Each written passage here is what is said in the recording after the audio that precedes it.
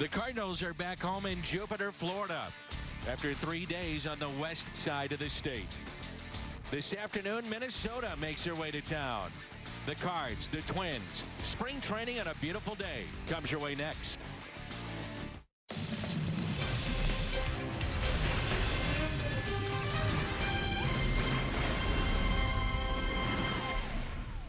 This is St. Louis Cardinals baseball.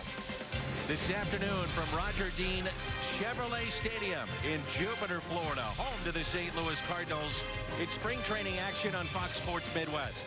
The St. Louis Cardinals and the Minnesota Twins. And welcome to baseball on Fox Sports Midwest. That's Rick Horton. I'm Dan McLaughlin. Thanks for being with us. Jed Jerko makes his spring debut today. Looking forward to that. You know, Jed Jerko may be one of the more unappreciated Cardinals. He had a big season last year, not only offensively, but defensively as well. So spring debut for Jerko. He'll be at third base. And on the other side, when you think about pitching for the Cardinals, it's a big debut in many ways for Adam Wainwright. Very important for Adam. He came out early in spring training and said, I'm not going to talk about next year. I'm not going to talk about retirement. I'm going to go one day at a time, and I'm going to earn every inning, and I'm going to have a good season. He's got an interesting challenge today, 9 left-handed bats for the Minnesota Twins. All right, it's the Minnesota Twins. It's the St. Louis Cardinals. It's spring training baseball. Many of the young players are making an impact for the Cardinals in this spring. Some of them in the lineup today. Baseball comes your way next.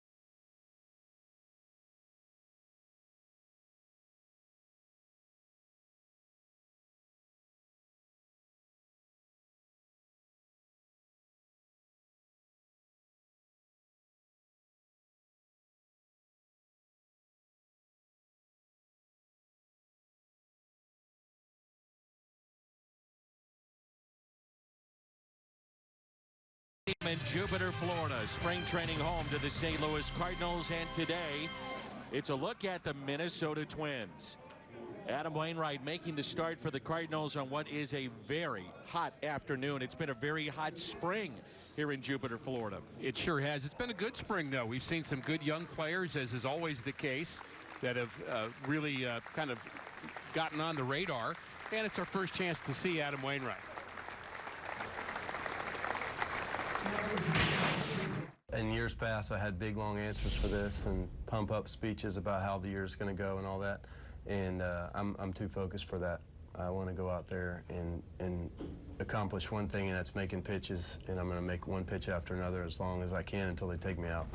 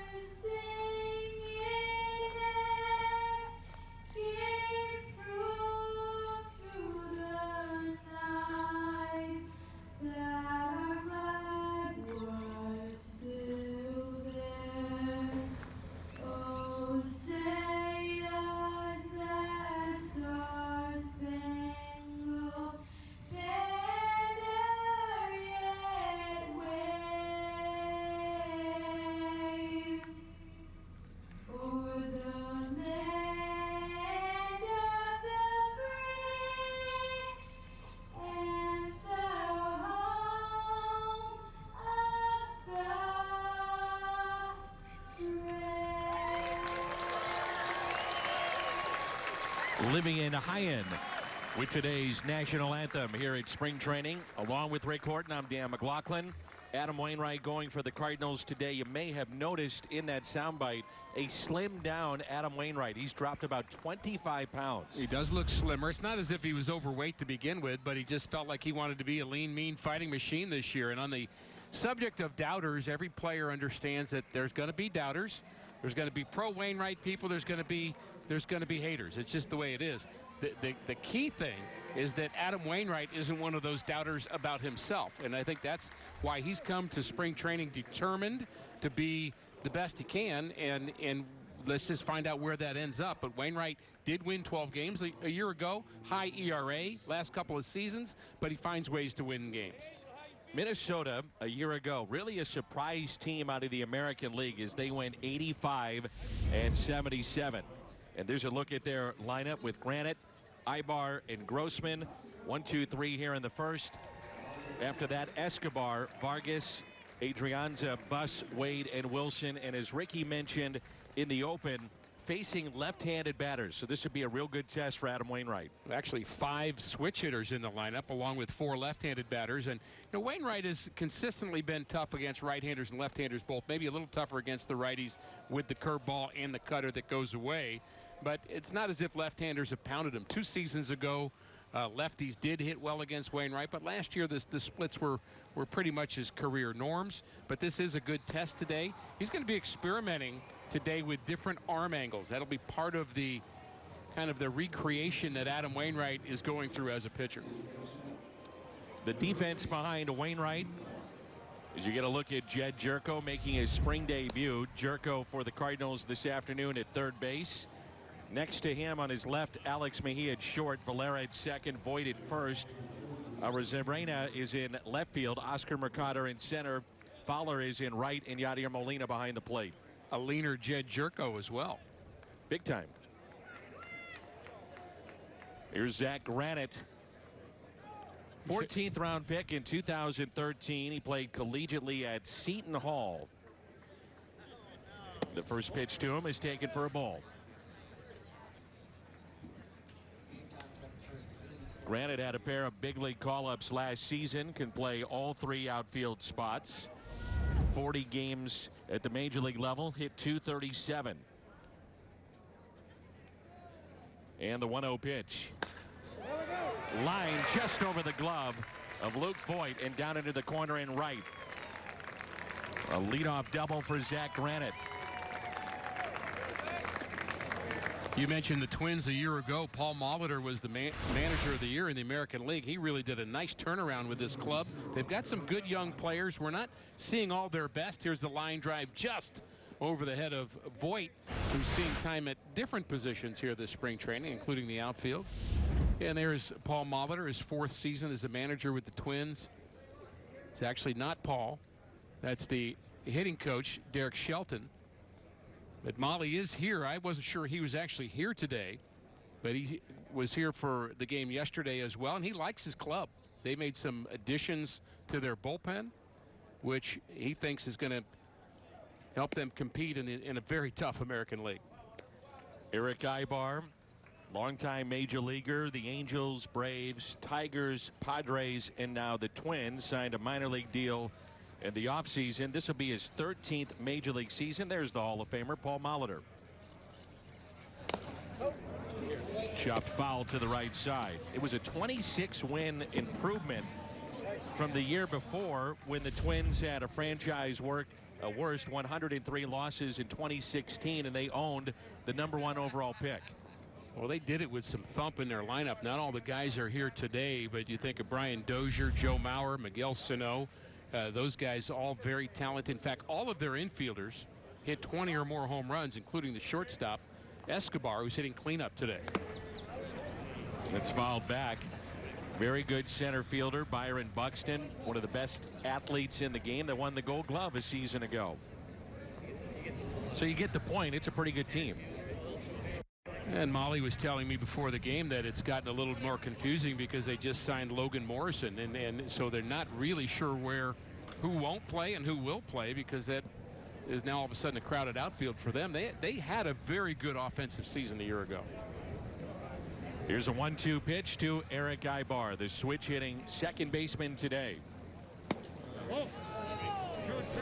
Catching, Adam Wainwright, Yadier Molina. These two have been a starting battery for 237 career major league games, most in Cardinals history, and the most of any tandem since Tom Glavine and Javi Lopez at 248 together for the Braves from 1994 to 2002.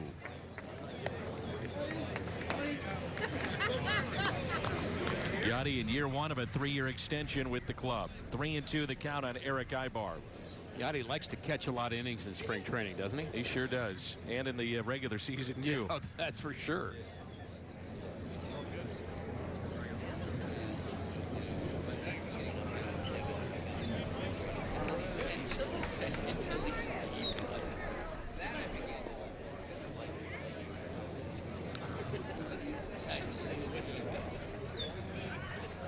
Three-two pitch. Tapped foul again. We saw Ibar finish up last season, you may recall, with San Diego. Hit 234, 7 home runs, and drove in 22. Has always been a solid major league defender and trying to hang on here with Minnesota.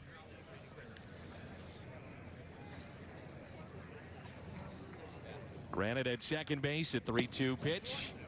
Taken high, so the first two have reached.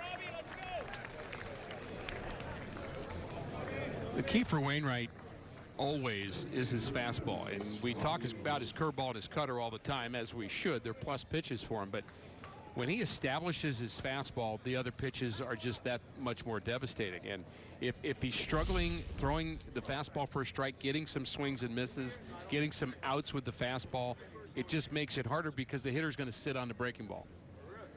First two have reached. That's tapped foul by Robbie Grossman. And the thing that Adam is trying to discover is what fastball is the one that works best for him. Is it the four-seamer up? Is it the sinking fastball? Is it the cut fastball? I think he's still trying to find out what works best for him to get that strike one, strike two before he goes to work. 0-1 pitch. And it's 0-2. Grossman was promoted to the Twins back on May 19th of last year. Can play first base, left field, designated hitter. That's the spot he's in today. Hit 246 in 119 games. There's that curveball, and it's fouled back. Still the most important pitch in the game. Strike one. No question. And the curveball's floating out of his hand right now. You know, Adam will go through that every once in a while, especially early. All pitchers do, trying to get that right feel. But he's kind of casting his curveball right now. It's spinning. It's not as sharp as it can be. The 0-2 is hit to the right side. Out at second, on to first, and a double play. Quick turn by Mejia at short. 4-6-3 on the double play.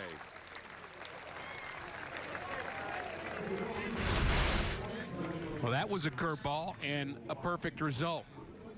4-6-3, Mejia in the middle. We've talked about him a couple of times already this spring training. He's such a slick fielder, and if he can play shortstop, and I think he's maybe best at third right now, but he can play short, play second. But if he can show that he's really got the ability to play plus shortstop, he increases his value to this club, because that's a depth issue for the Cardinals on the defensive side, the shortstop position. Eduardo Escobar at the plate, batting cleanup. Mejia, his natural position is shortstop. That's where he played at Arizona, was an all Pac-10 player, and then has learned third and second. Clearly could play first if need be. But he's made some dazzling plays defensively down here in camp, and you want to say he's opened up some eyes, but he hasn't. And I say that in all due respect, because everybody knew he's one of the best glove men in the game right now. And I mean in the game. He's that good. Question will be, can he hit at this level? That's one ball, one strike. Always one of the questions, isn't it? Oh, yeah. You know, that's part of the job. And as Mike Schilt was telling us the other day, there is not a Cardinal player in their system that has better hands than him. Tovar and he are very close. Wilfredo Tovar, who's also a shortstop, played in AAA a season ago and plays some second base. Here's a 2-1 pitch to Escobar. We do not have the gun, if you're wondering, on our broadcast. It is, though, being shown on the video board here at the ballpark, and Wainwright has been right around 90, 92. Nothing wrong with that. 3-1 pitch inside, and he walks his second man here in the first inning. Cardinals, the idea with Wainwright was to ease him into action here in spring training, and they have done that as many games under the belts of some of these players, and this is the first action for Adam Wainwright. Adam seems very healthy at this point, which I think is an important point to make about him. I don't think he's really dealing with any lingering issues. He's had some injuries in his career, the Achilles we all know about, and certainly the arm elbow issue, but he seems younger to me, which I think is, you know, by the eye test, that tells me something. It's not just the dropping some pounds, but it's got that bulldog look back again, and a little bit of youth back. Kenny Vargas at the plate in the 0-1 pitch. Make it 0-2. You talked about it earlier. They have added Logan Morrison, and it really could cut into the potential playing time of Kenny Vargas, who had 253 last year, 11 home runs, and drove in 41.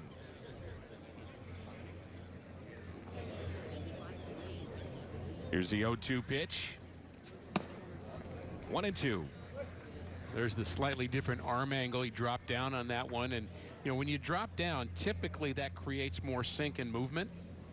And if you drop down a little bit righty against a righty, it also creates a different eye angle for the hitter, not so much for a lefty. There's a big curveball, and it's popped up left side. Molina giving chase near the dugout and out of play.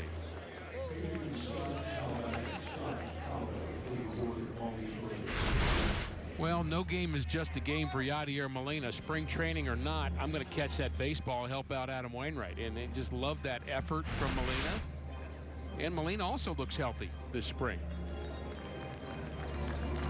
I noticed, by the way, before our first pitch, Chris Conroy, one of the trainers of the Cardinals, was fiddling with the hat of Adam Wainwright. His hat looks a little different to me. I don't know if it's a cooling agent inside the cap or protective gear. Just something to look at. There's a strikeout of Vargas. I think Chris was just trying to get on TV. Maybe so. Dexter Fowler leads it off when we come back.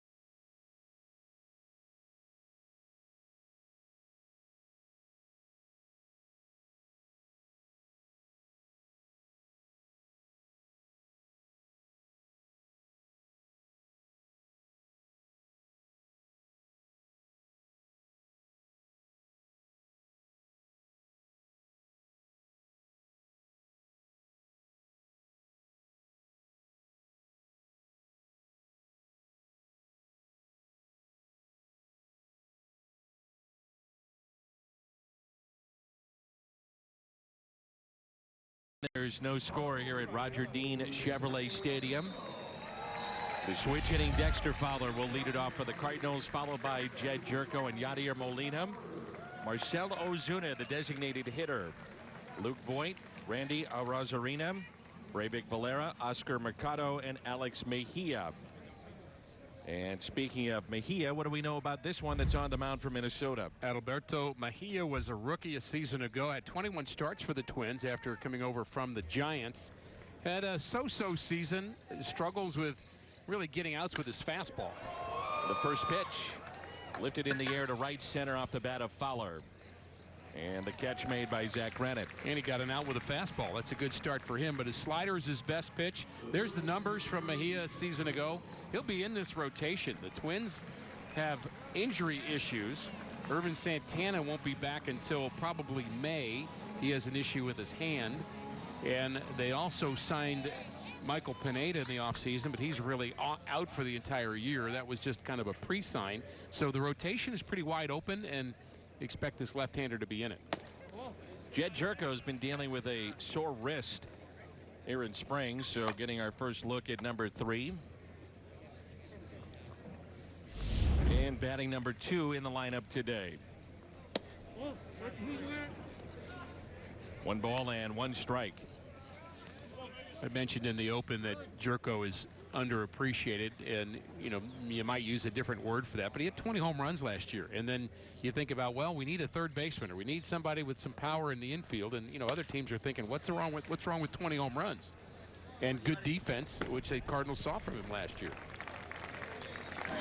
2 up and 2 down brings in Yadier Molina after the ground out to short. The defense behind Mejia for the Twins. A nice round of applause for Yadier Molina.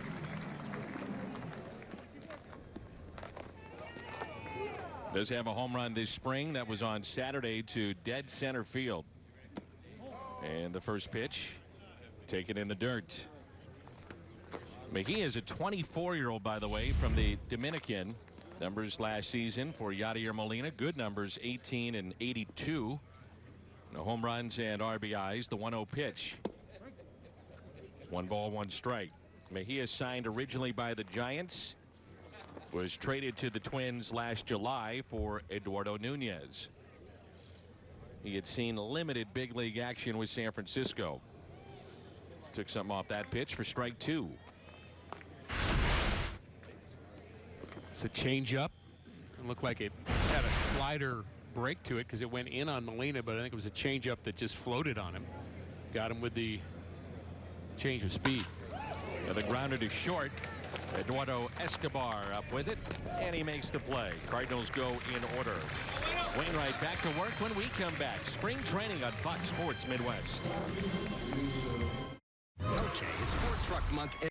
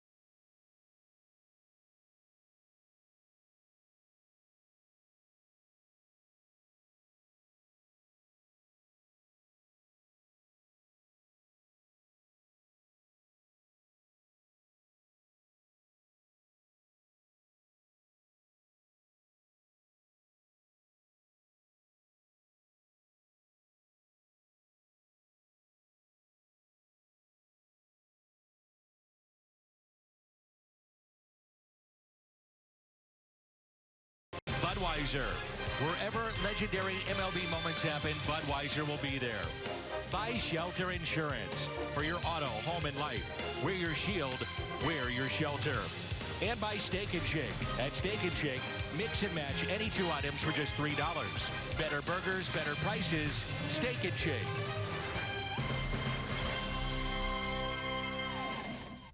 Lefty, lefty, lefty here for Adam Wainwright. Gave up 9 home runs against the lefties a year ago. As they hit about .290 against him. He'd love to improve on that. That ball taken by A-Ray Adrianza, switch hitter, playing third base today.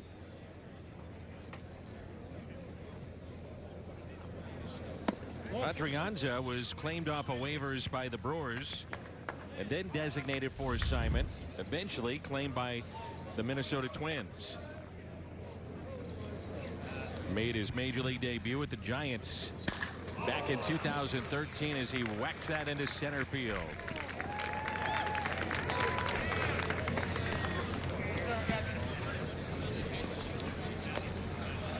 It's one thing that we've seen from Wainwright the past couple of seasons when his numbers have kind of dwindled a bit as we look at the split between lefties and righties you're talking about. There's the 9 home runs against lefties and 5 against right-handers. But what you don't want to see is a nice, easy, free swing, aggressive swing like that against Adam Wainwright. That's a guy that, with Adrianza, he was locked in and just aired it out and let it go. He's too comfortable at the plate, and it means he saw the ball well. And so Adam's still searching for that way to disguise his deliveries to make hitters less aggressive. But last couple of years, they've been certainly more aggressive against him. Would you anticipate him being, as you got to look at Nick Buss, more aggressive pitching inside? Yeah, I think that's part of it. I think that's one thing to do. You know, you want to get movement. You want to keep guessing. You don't want to stay one way. You don't want to say fastball, fastball, breaking ball, or whatever the kind of routine might be. You have to switch them up. That's one thing. But I think the fastball in is another way to make hitters less aggressive. With 2-0, he's tapped foul. Buss coming off his best professional season, hit .348, 11 homers, drove in 55 at AAA El Paso, and that's in the Padres minor league system. He's played with the Dodgers, the Angels in the major leagues, so he does have some big league time. He's been a part of the A's, the Diamondbacks, and Padres teams. So, Dan, one thing to say about the fastball in, and Adam's going to be throwing a lot of fastballs in on left-handers. He just threw a cut fastball in on the left-hander. But that didn't really straighten him up. It got a bad swing because it was coming in on his hands, and he's establishing something on the inner half, but it's not standing the hitter up and making him a little more uncomfortable. That's what you want to do occasionally, at least. And that's more the straight fastball, the four-seamer.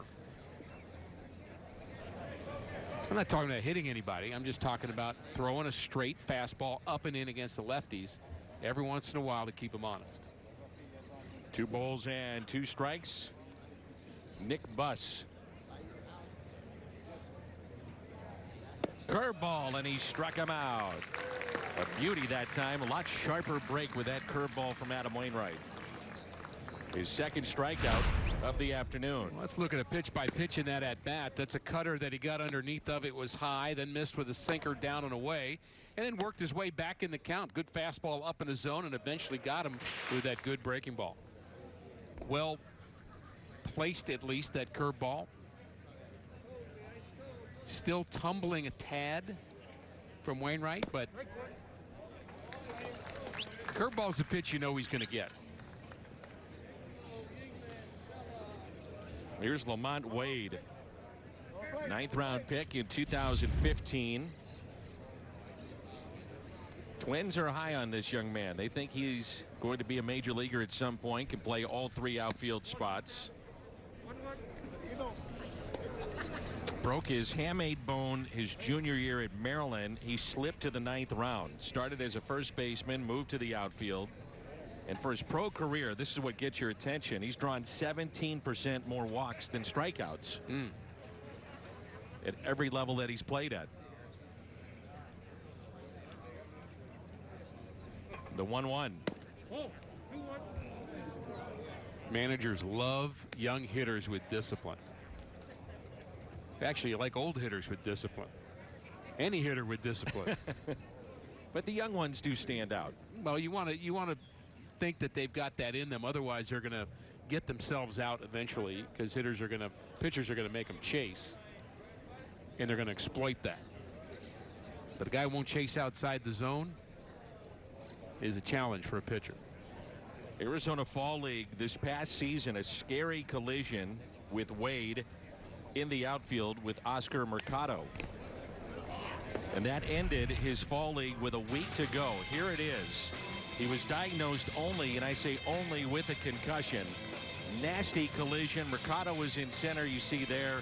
Oh, boy. Colliding there with Wade, who probably opens up at AAA. Mercado stayed in the game. He dealt with a sore left knee, but did stay in that game as Wade was carried off in a stretcher.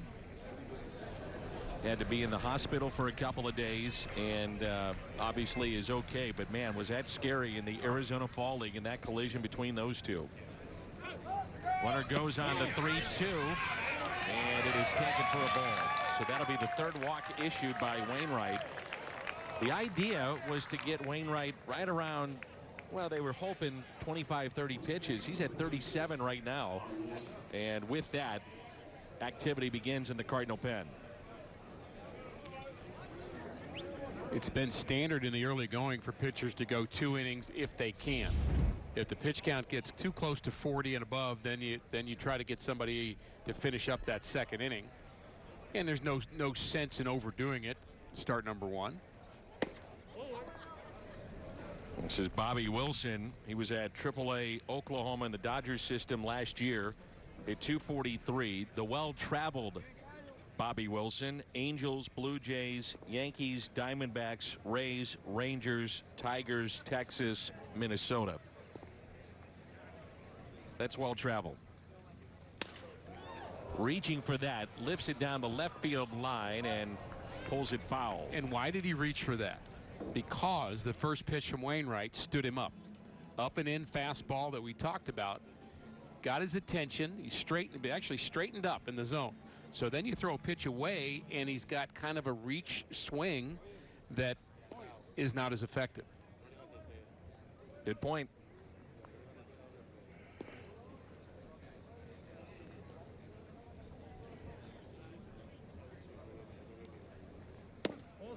That tails just a bit in.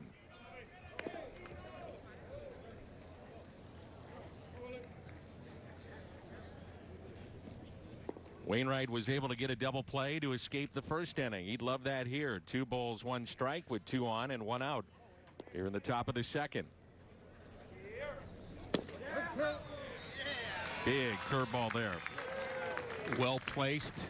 Good sharp break to it. Late call by our home plate umpire Angel Hernandez, but I think the right call. Nice to get those swing pitches.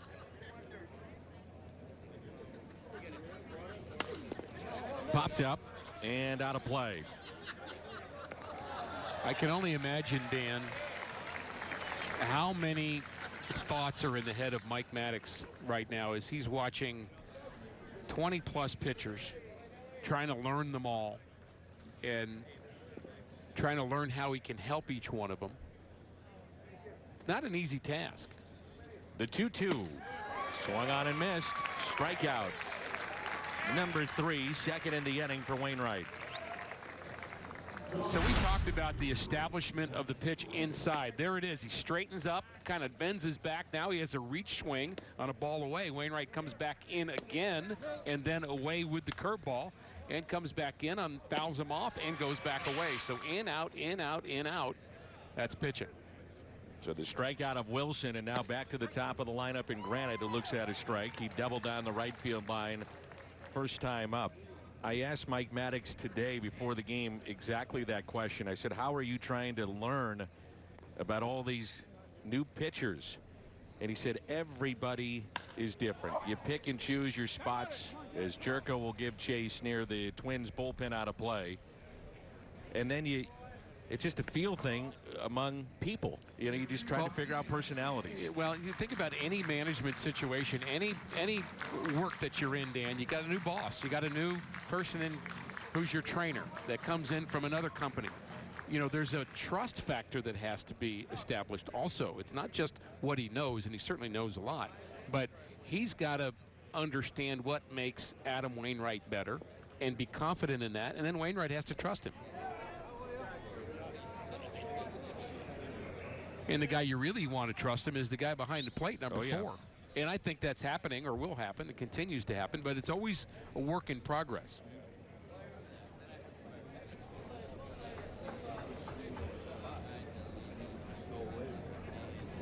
One and two the count on Zach Granite. Runners at first and second. Popped up. So Wainwright looks like he'll get out of trouble again. Jerko makes the catch. And coming up for the Cardinals, batting second in the bottom of the second, the St. Louis native, Luke Voigt, who made his major league debut a year ago. He's coming up. It's spring training on Fox Sports Midwest. AP Weber, world's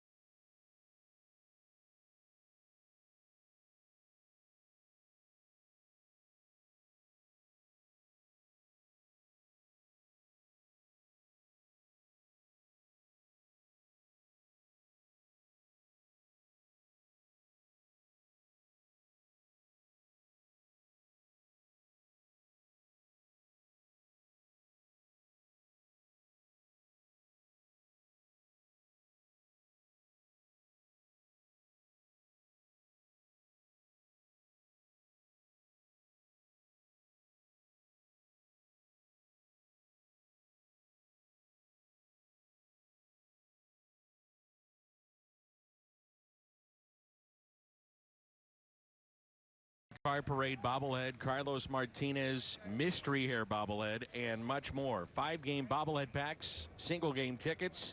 They're on sale now at Cardinals.com. Opening day seats still available as well. Here's Marcell Ozuna. And he looks at a ball. So in the mystery hair bobblehead, I'm going to push that a little bit. Does that mean there'll be multiple ones and you get whatever you get, or they're not going to tell you what the color is? That's correct. So you walk through the turnstiles, you don't know what color could be blue. Could be blue, purple. Could be just normal hair for Carlos, quote unquote normal. I'm looking forward to that. He did a promotional spot for us down here as Ozuna hits it a ton down the left field line. And that ball is gone. It's a home run. Gets out of here in a hurry. What a shot, Marcell Ozuna.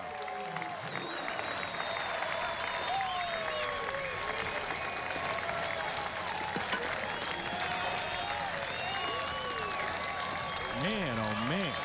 Wow. That's going to be fun to watch. Well, the ball jumps off his bat, Danny, and listen to the sound. That's bat speed, that's power. The reason the Cardinals went out and got Ozuna, gave up some really good prospects to get him, is for just that kind of moment, to have some thump in the middle of the lineup and make everybody else better. He's got a stance in which he holds his hands very close to his body. Right.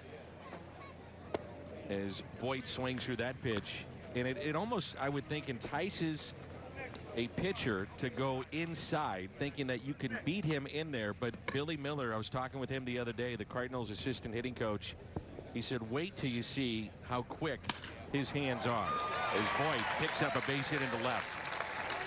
He's done his hit in spring training too. Yeah, Todd Hollingsworth told us the same thing about Osuna. He saw with the Marlins a season ago, teams are tempted to pitch him inside because he looks like he can't get to that ball, but his hands are inside the ball, and of course that's what all hitters have to do. They have to keep those hands in order to get the bat head to the right position. And Osuna, if you go in, you better get it in. And you can't really stay in there either. You have to mix it up with him. And really what Osuna did better last year, the reason he hit over 300, he wasn't afraid to go to right field too. Arozarena, base hit into right as they were holding Voit. He's on his way to third, but he'll stop. So 3 consecutive hits for the Cardinals. Luke Voit, by the way, is 7 for 14 this spring after that base hit to left. Arozarena is hitting well above 300. And there was a hit on the right side of the infield. We were talking about Osuna doing it, but that was well placed. When the first baseman's holding the runner on, there's more room on that side.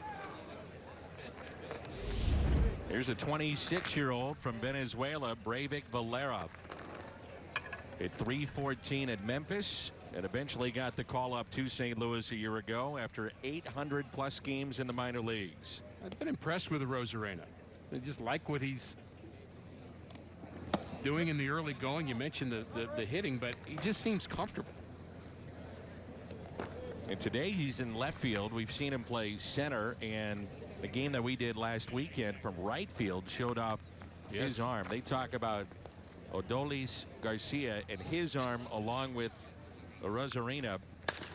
And that's a double play ball off the bat of Valera for 6-3 on the double play. Advancing to third goes Voit.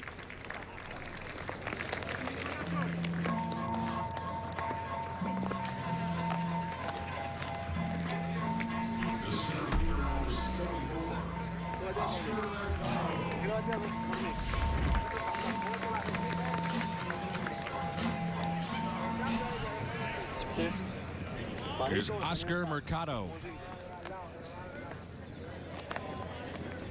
I think the big storyline with the young players coming into camp was about the pitching, as Mercado lines it into center field. The 4th hit of the inning for the Cardinals. Mercado is second RBI this spring, and that makes it a 2-0 St. Louis lead. Was about to say it's not just the young pitching, but the outfielders that the Cardinals are showing off this spring, the young players. And Mercado originally signed to play the infield, but they moved him to the outfield a season ago, and we saw him in that collision with the Twins outfielder in the Arizona Instructional League. But he's become a good center fielder too, and I'm impressed the way he's seeming comfortable at the plate. You know, he hasn't really had too many big offensive seasons, and spent a lot of time with him in that caravan during the off season, and you know, he's kind of disappointed in the way his pro career started. He expected a lot more from himself and just had a hard time getting on track. But last year much better, and this spring he's hitting big league pitching pretty well. Mercado is one of the better threats in the Cardinals system in terms of stolen bases. He's a guy that likes to run. The Cardinals have been running this spring with 8 steals. The Rockies with 9. St. Louis tied with Detroit. And a fly ball lifted out to left center. And the catch is made off the bat of Alex Mejia. Oscar Mercado, his base hit, made it 2-0, and this one got out in a hurry to make it 1-0. Welcome to St. Louis, Marcell Ozuna.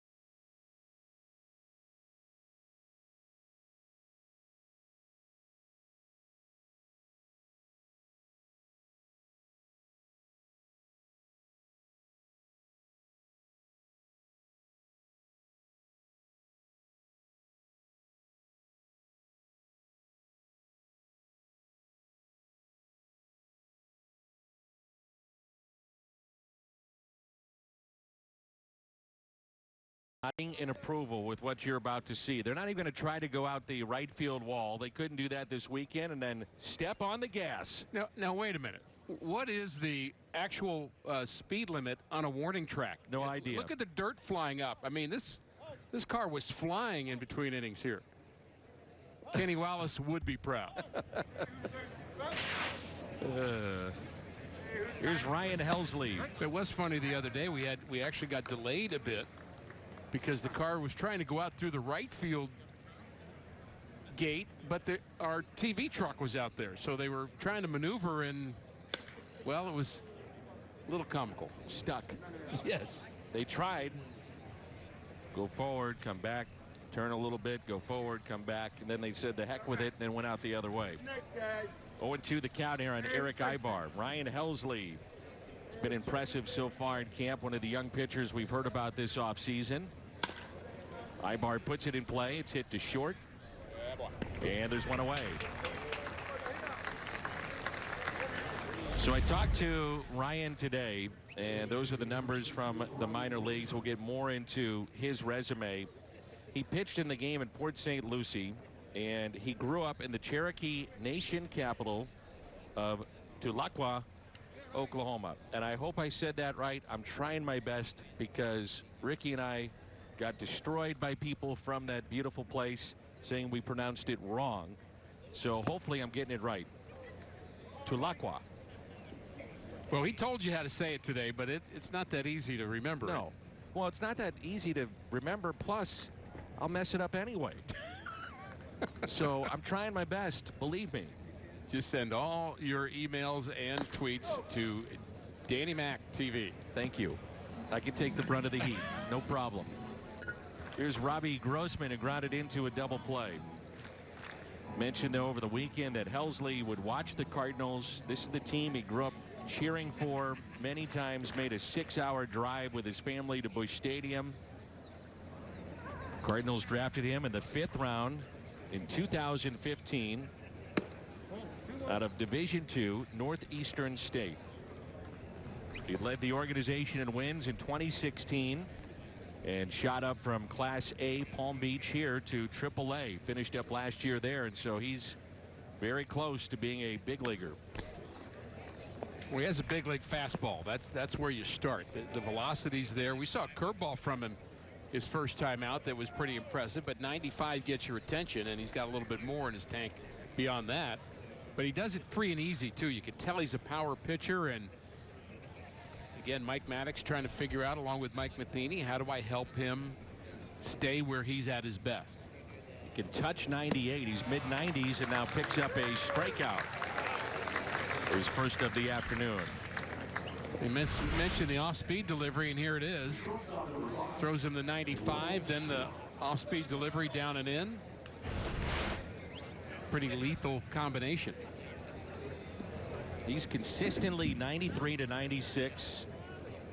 Curveball that's very good. Mixes in a cutter. Has a changeup. You see the legs. He's 6'1". And it's his legs that brings that power, and that's hit out to deep center. Speaking of power, and it's off the walls. Mercado will get it back in. Escobar with a 2-out double off the wall in center.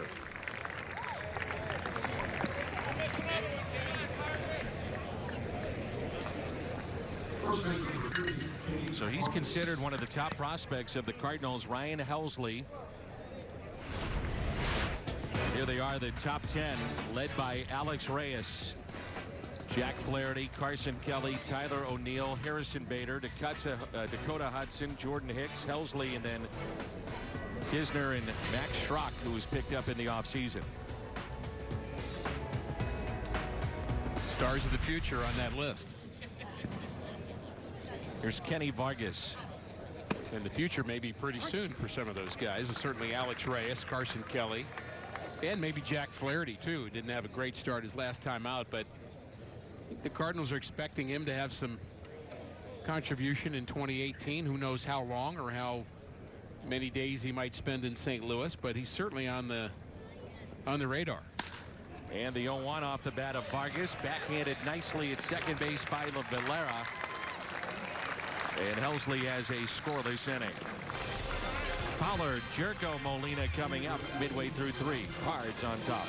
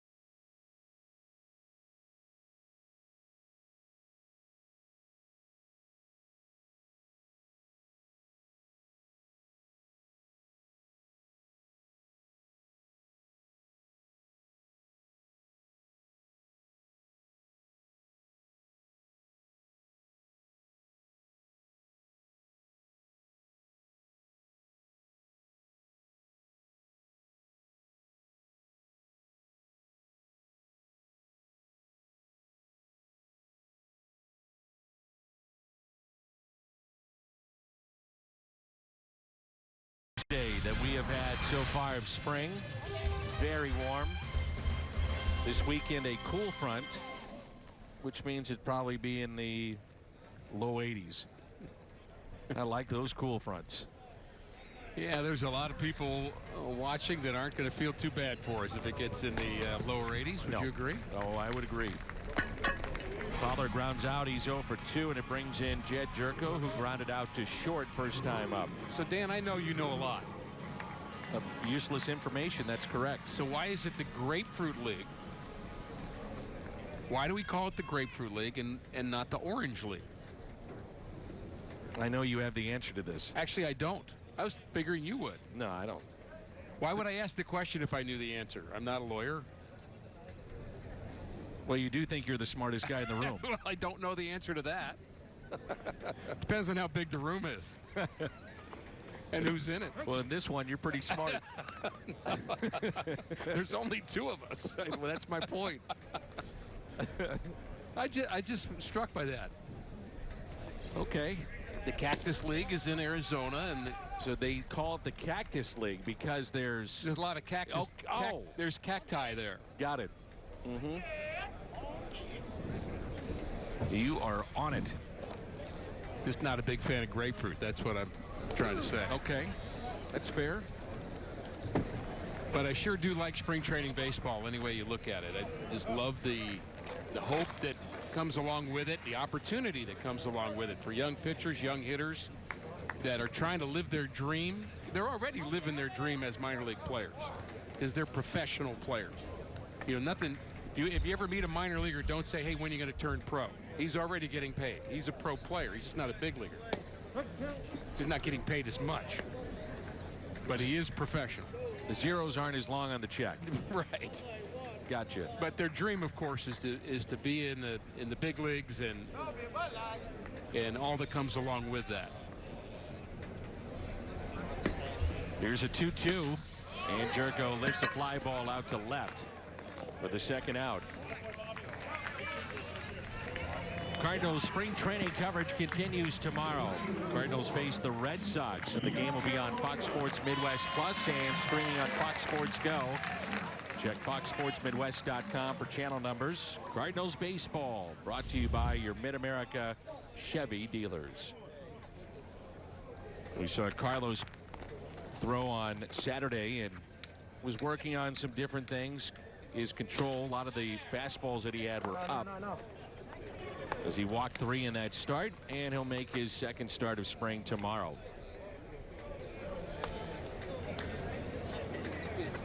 Speaking of the minor leaguers, many of the top prospects are already here, even though that minor league camps have not opened up. It's the step camp that they have for the top minor league players, and it's all kinds of things that they'll run them through, from media classes to breaking off into different sorts of camps on just how to be a big leaguer, what you do off the field, what you do between the white lines. You name it, they're covering it in that camp. Here's a 1-1. 2 strikes on Molina. I think development people know that what happens between the white lines is what gets you to the big leagues. But if you want to stay there, you better do the things outside the white lines that keep you there and give you a chance to succeed for a long period of time and not embarrass an organization that's used to playing in October and wants to do things the right way. Every team feels that way, Dan, but the Cardinals really take it that next level with this step camp, and they're not going to just assume that players know how to act like big leaguers. They're going to teach them. First strikeout for Mejia as he gets Molina. 2-0 Cardinals as we head to the 4th.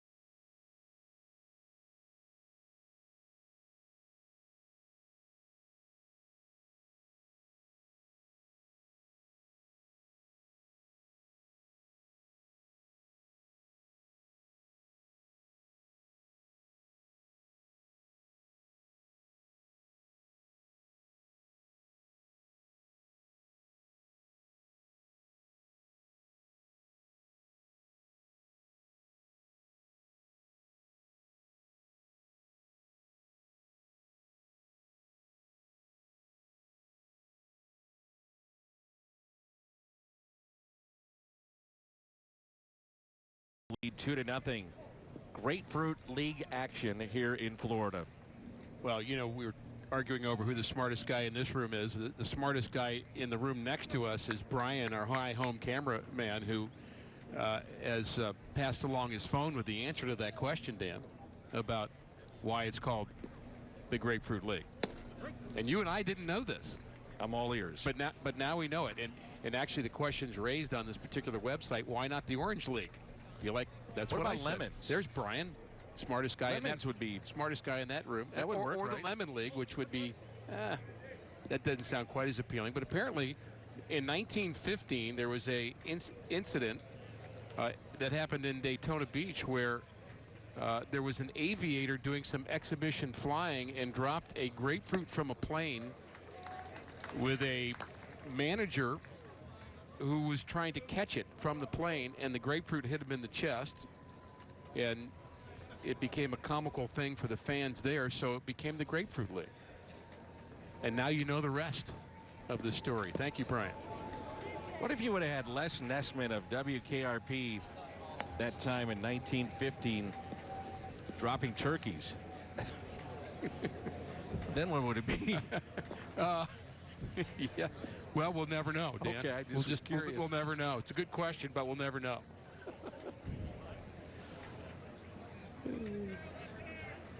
Adrianza at the plate. The 2-2 pitch is fouled back. I just wanted to throw it out there. I mean, what do you have then? The Turkey League? Good thing we have Google.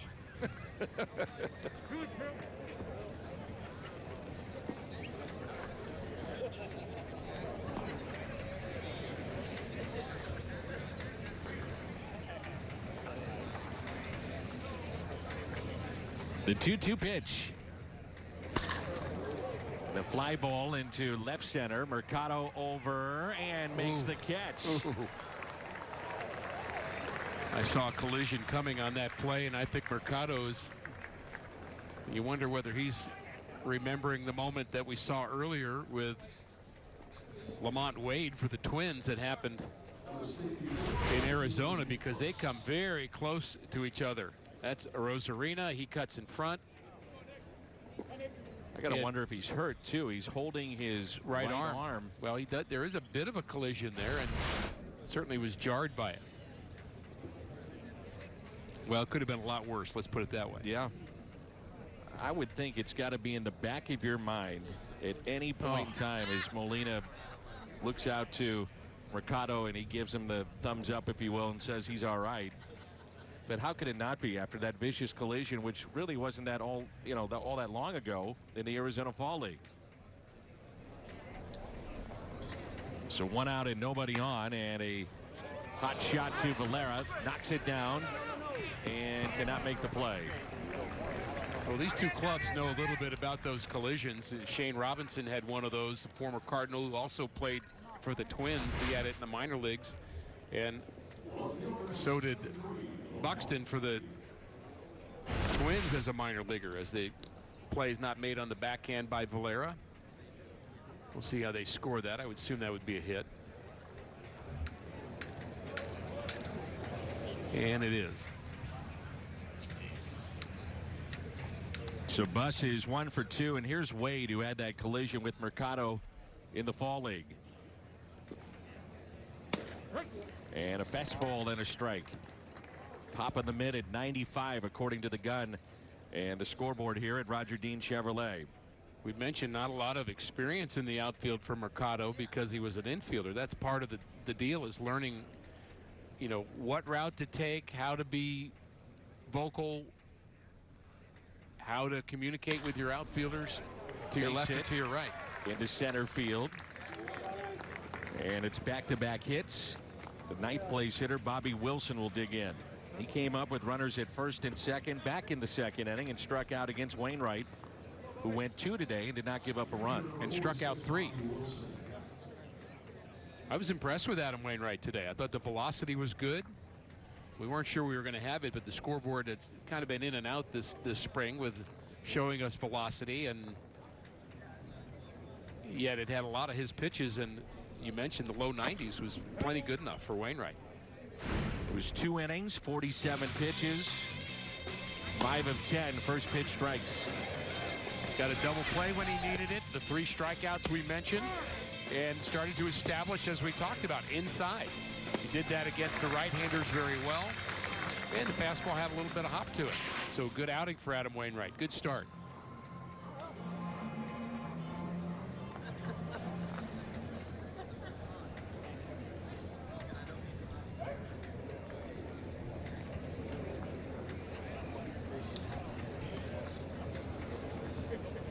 Here's the 0-1 pitch. With runners at first and second. It's behind Molina, and runners do not advance.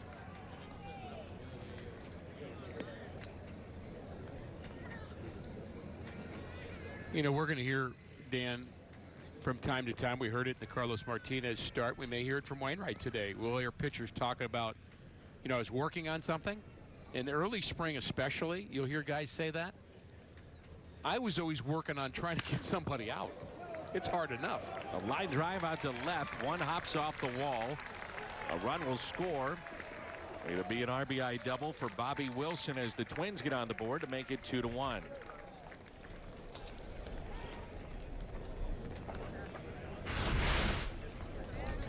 It's a pretty hefty swing and a pretty confident swing against the guy throwing mid-90s. He pulled that one into the corner. Hit that ball on the nose. He hit it so hard it couldn't score 2.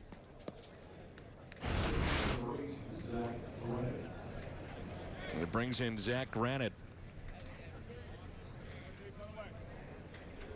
He was the Twins minor league player of the year back in 2016. It was Doug Minkiewicz, who was a longtime major leaguer, who was his manager at AA Chattanooga. and wanted him to start his hands earlier, turn on pitches. Don't just worry about putting the ball in play, but put it in play with some authority. And they feel he's very close to cracking the lineup potentially. You think about some of the names that they could have in this lineup, and it's a very good lineup that we talked about. Good power.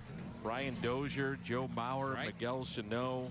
They've added Logan Morrison, Eddie Rosario, Byron Buxton, And Jason Castro. And for those of you scoring at home, that is mound visit number 1, Dan.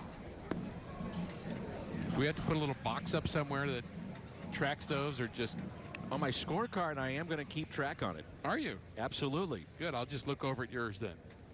The problem will be to try to decipher what is a mound visit and when has it been called. Now, some are easy. Manager comes out, he talks to the pitcher, obviously a mound visit. But as you pointed out over the weekend, let's say you have a strikeout, nobody on. Molina throws it down to Jerko. They go around the horn. Jerko then walks into the pitcher to hand the ball and place it in his glove. That's a mound visit. That's a mound visit. You're allowed 6, as we saw in the rule that was on the screen, and on the 7th one you have to take the pitcher out, and you get an extra 1 in the extra innings, which I think will certainly come into play because you get later in the game and mound visits become more important. But the Cardinals, as we mentioned over last weekend, the Cardinals have a number of signs in place so they don't have to have as many mound visits. A lot of communication things between catcher and pitcher, bench and catcher, and bench and the infielders. So if you change the signs, here's the thing. The pitcher and the catcher may talk about that, but does every infielder know what the new signs are? So you can't know it. Now, Yadier Molina, I'm told, has to understand, and every catcher for the Cardinals has to understand 2 sets of signs for every pitcher. And they may be different. And you may switch the signs because you think somebody's stealing those signs. A signal will go out to them that we're switching, but you also have to tell the infielders that without bringing them into the mound to talk to them, because they want to know when a curveball's coming so they can cheat. And that's ball 4. So Helsley, a little bit of trouble here. 3 consecutive hits and a walk. And it brings in, with the bases loaded, Eric Ibar. So this is where throwing ends and pitching starts. Wainwright got the double play he needed to get out of an inning and save some damage.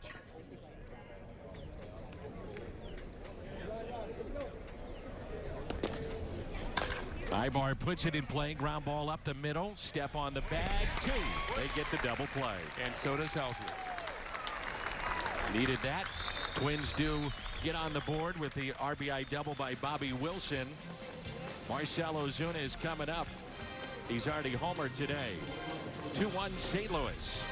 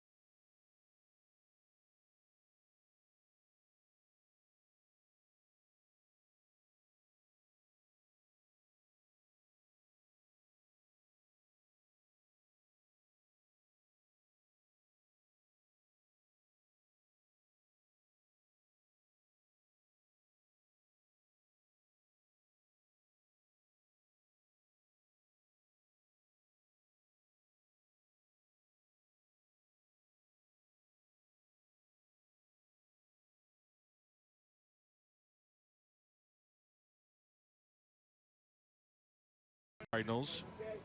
And his first time up, his first Cardinal home run. Ball was smoked. The power of Ozuna. He got that one square. He knew it. It's just a matter of staying fair, and it did. And a little hop at the end, and Cardinal teammates hoping they get to celebrate with him a lot this year. This surprised me, and I don't know if it'll surprise you or our viewers, but he had 37 home runs last year. Take a guess how many were hit against left-handed pitching. I'm going to guess 3. You cheated. No, you told me. Oh. I heard you talking about it. You didn't know I was listening. So you were, no, I didn't tell you then. You were just I was eavesdropping. eavesdropping. Well, I feel like you told me. So 3 home runs of the 37. And I am surprised and I am stunned.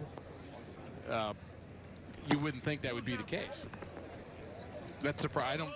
Can't really understand the why. I mean, the why might be that he's going to right field more against left-handers, but who are trying to pitch him away. But even so, I'll tell you, I'm surprised that you're listening in on my conversations. Why don't you stay to yourself over there? it's how you learn, Dan. You listen. Well, yeah, that's listen true. And you learn. 1-2, he's fouled back. We talked about Ozuna's ability to go the other way. He's also swinging at balls in the zone at a higher rate over the last 3 seasons, and consequently hitting the ball harder. The average has gone up from 259 to over 300, and the damage has gone up. The new pitcher is Alan Busnets, a right-hander for Minnesota, with 3 innings from Mejia.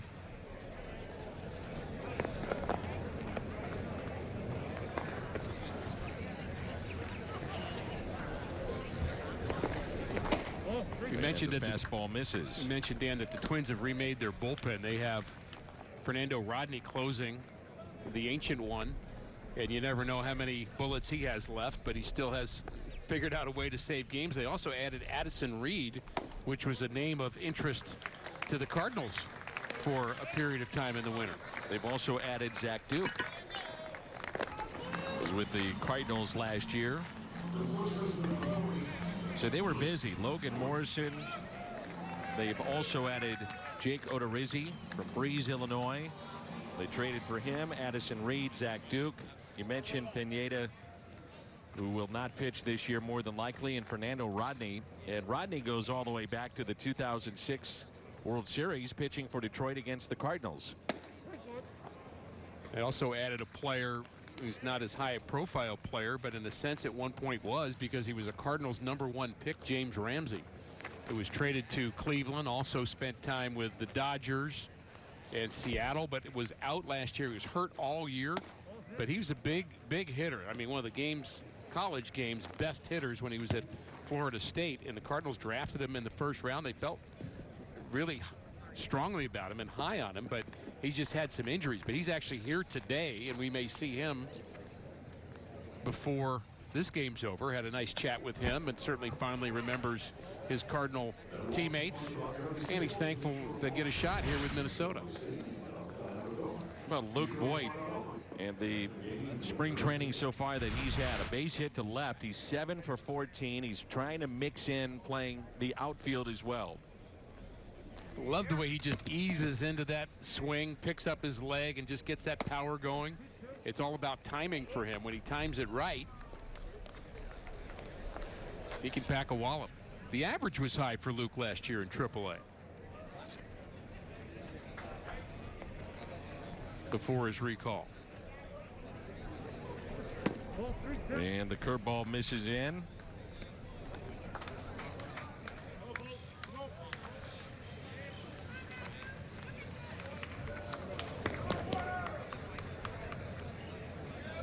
James Ramsey was traded to Cleveland, you may recall, for Justin Masterson, as Luke Voit sends a fly ball into right. And that catch is made.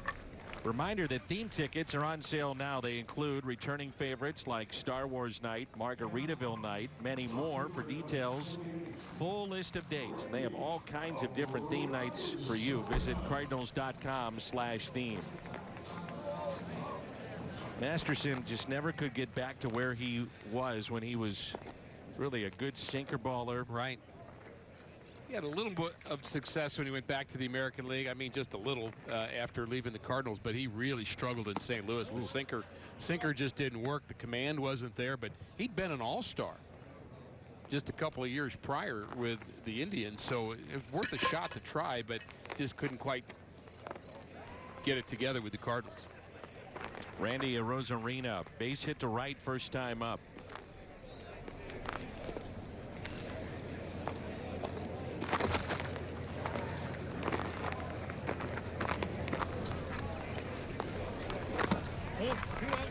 I want to remind folks that the Joe Strauss Memorial Golf Tournament is coming up. It's April 16th at Westboro Country Club. Eventbrite.com to find out more. I was thinking about that. I wanted to promote that because we were talking about Joe just the other day, and we miss him. I was just thinking that, Dan. It's hard not to think about Joe here in spring training. You know, just nights out talking about baseball and probably getting to play golf with Joe and just on a personal level. And he certainly missed his writing and his insights. He was always a challenging thinker about what was going on, and it just very incredibly insightful about people and about the game, and you know, just really terrific guy to be around. And you know, Joe had kind of that kind of snarly kind of personality, but but you loved him for it. I mean, yeah, but you just if you know him, you just realize that's who he was, and just, you know, sorely missed. And certainly spring training reminds you people that aren't here anymore too. It's April 16th. Arozarena grounds it to short, double play ball. Lots of double plays through 4 innings on both sides. We head to inning number 5, and the Cardinals have a lead over the Twins, 2-1. It's the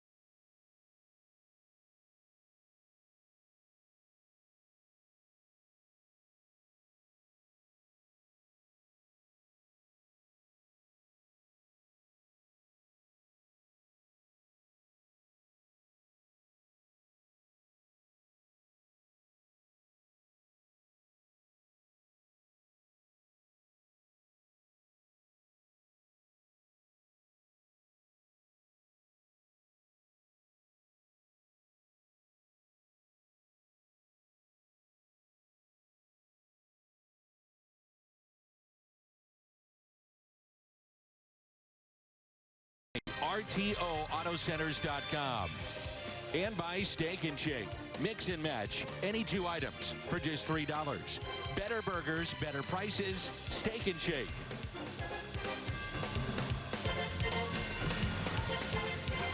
To do third baseman, you see there Edmundo Sosa getting loose, and so is Tyler Lyons, to play a big role for the Cardinals in their bullpen. Here's a guy that last year, once he dealt with the knee issues that he had in off-season surgery, burst onto the scene again. Cardinals were using him in high leverage situations, even closing at times, and you would have to think that he's going to be relied upon an awful lot this year. Since moving to the bullpen, the ERA has gone down for Tyler Lyons, and I don't want to call last year a breakout season as if we're talking about him being an all-star last year and, you know, breakout in terms of kind of national perspective, but it certainly was a breakout year for him personally because he became much more of an imposing guy out of the bullpen, more confident every time Matheny was using him in late inning situations, and has really a wipeout breaking ball, and that's what I think the relief thing has done for him. It's been able to focus him on just using that breaking ball and getting outs, and he doesn't have to, as a starter, use 3 pitches, pitch longer, show him more selection. He can just go right after him, and certainly was a valuable guy for the Cardinals to have a season ago. Here's a 2-0 pitch. Tyler and his wife Jennifer celebrated the birth of their first daughter, Savannah, in late November of this offseason. Robbie Grossman at the plate. 3 balls and 1 strike. Grossman grounded into a double play back in the first against Adam Wainwright and struck out in the third. When I see Tyler Lyons in spring training, I always think of the first time I saw Tyler Lyons in spring training, and he was unhittable. He just kept throwing breaking ball after breaking ball. And Red Shanding said, "Who is this guy, Sandy Koufax?" And Red loved Tyler Lyons, still does. And of course we love Red. Red now the oldest living Hall of Famer. I believe it's his 95th that he just celebrated on Groundhog's Day. That's his birthday. And we love Red. We miss seeing him down here in spring. So leadoff walk, the tying run aboard, and Eduardo Escobar will be the batter. He is walked and doubled.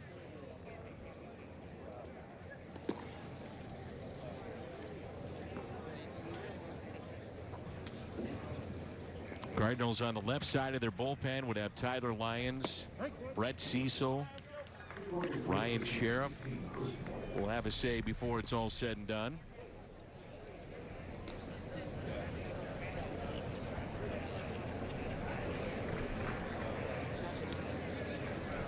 The 0-1 pitch. Fly ball lifted into center. And the catch is made. Edward Jones honored to sponsor the Cardinals Hall of Fame, an annual induction process that gives fans a voice in honoring the team's greatest players. You can be a part of the fan voting process right now. Submit your vote at cardinals.com/HOF. I was speaking with Jason Isringhausen, who's the all-time saves leader in Cardinals history. And he was telling me, as you get a look at Cardinals Hall of Famer Willie McGee, that as he was saying, it was very interesting. This is Kenny Vargas. He said, it would mean more to me to put on that red jacket than to go into baseball's Hall of Fame. And he said, I actually was on the Hall of Fame ballot this year for baseball. Didn't get 1 vote. He said, that's fine. He got a call from the Hall of Fame that said, you should be honored in the fact that 98% of the players never even on the ballot. So they sent him the ballot, sent him some of the... I didn't realize they did that. Yeah, and they sent him some of the info that it was affiliated with his name. And he said, you know, growing up in Brighton, Illinois, a Cardinal fan, and he said being next to what he said, quote unquote, my heroes, and to put on a red jacket would mean an awful lot to me. He said it would mean more than going into baseball's Hall of Fame. Wow. Well, it's become such a great thing in St. Louis, and you just knew that it would be. Other teams have been doing that for a while, having their own Hall of Fame, but it just fits so well with the Cardinal tradition because there are guys that we do want to honor that maybe haven't reached that level of national recognition or national. I mean, that's a small company, obviously. But when you were a big part of winning teams and names on that ballot, you know, whether it's Keith Hernandez or Vince Coleman or John Tudor or Jason Isringhausen, they're just names of people that Cardinal fans love and had great contributions to Cardinal winning baseball. Here's a 1-2. Curveball to the switch hitting Vargas, who is 0 for 2 with a strikeout and a ground out. Spoke to Keith Hernandez the other day. I actually was over at his place. He lives down here, and he said, man, that would be so cool to put on that red jacket, and he said, in a way, for me, it would be like coming full circle. So Dan, when we talk about this, I think part of what we're trying to communicate, and you're doing it well, is that this is not just a thing. This is not just a, oh well, okay. This is something that's important to guys who were outstanding players. This is not just a small honor. This is a big deal. Keith has a new book coming out too, and Does it he? primarily focuses on his days in St. Louis. So he's very proud of it. He may do a follow-up book, but really wanted to get some of the people that helped him along the way, which means the St. Louis roots. It's going to be Kissel. It's going to be Dave Ricketts. No it's going to doubt. be all those coaches that we revere. That's well hit down the left field line. It's hooking, and it's gone. Off the foul pole, and a home run for A-Ray Adrianza. His second hit of the afternoon. That puts the Twins on top.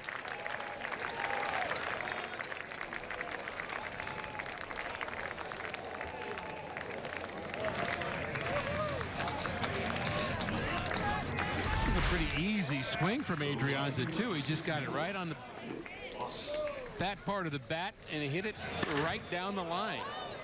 Everything working for him there, and this one hits the Seacoast sign right next to that foul pole, right down the left field line. 330. This is a fair park. 400 to straightaway center. We have noticed that it carries more to left most days than it does to right. Again, the wind's blowing from right to left. I believe every game we've had, that's been the case. So for lefties, a little tougher to get one out of here. Nick Buss at the plate.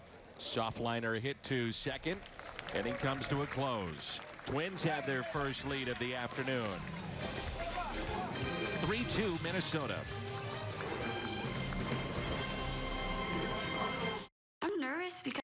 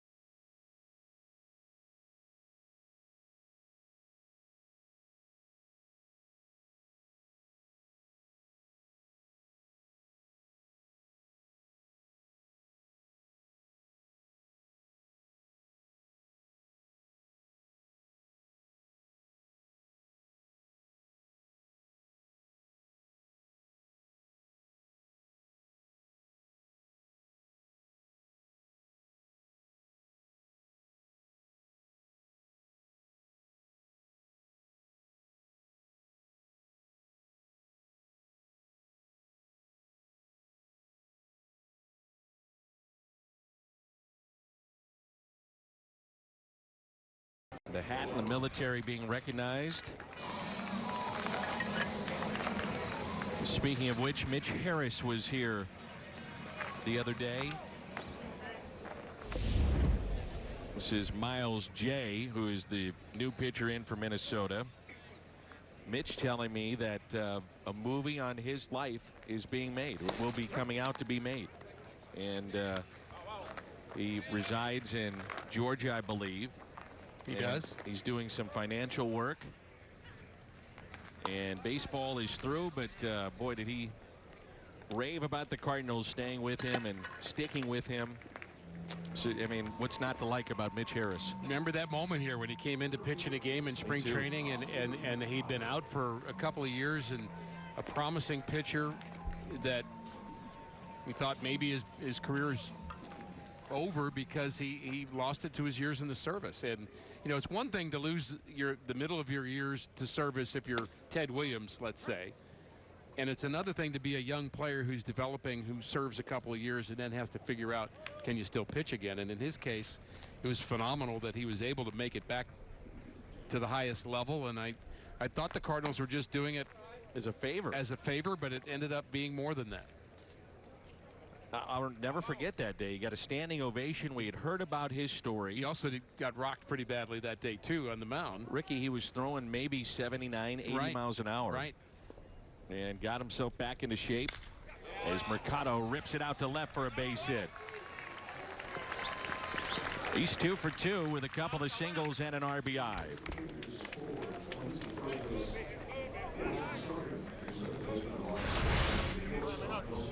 The wide stance, very simple.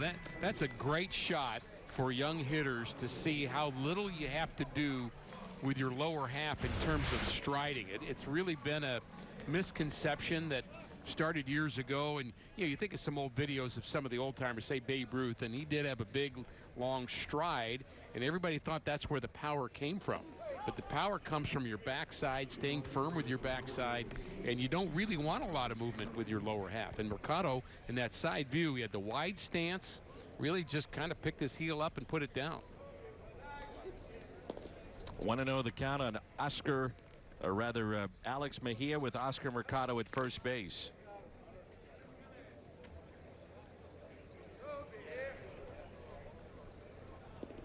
He had 38 steals last year at AA Springfield.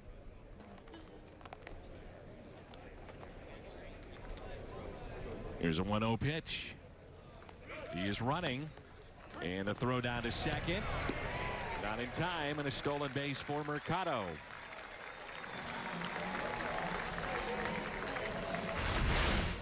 Cardinals again showing they like to run in spring training. Mercado's been right in the middle of all that. The head first slide, really no chance to get it. So the Cardinals with 9 steals this spring, and Mercado with 3 of the 9.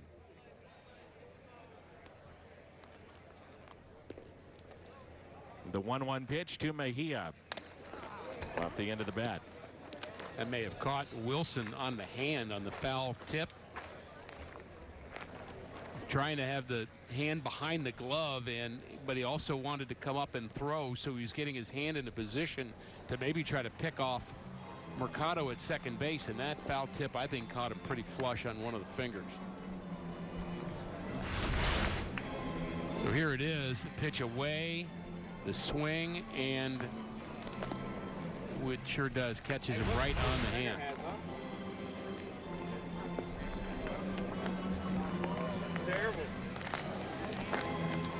Just so glad I wasn't a catcher. Now you caught some, Danny. Oh yeah. I embarrassed myself back there plenty of times. That's not true. You were on. Did you all win the state championship at Vianney High School? No, or no? You no. didn't. We did have very good players. Yeah. Cliff Polite was a major leaguer. You're here. I mean, here I am in the major leagues. Right? Doesn't that count for something? You and Cliff. Cliff threw the first ever pitch in this ballpark. Roger Dean Stadium. Cardinals, of course, trained, it seemed like, forever in St. Pete. I don't believe I knew that. Yep, first ever pitch here. That's a new way to introduce him at fantasy camp, because he comes down most years, participates in one of the winter fantasy camps. Everybody loves Cliff. And now I've got another little bio tidbit for him. There you go.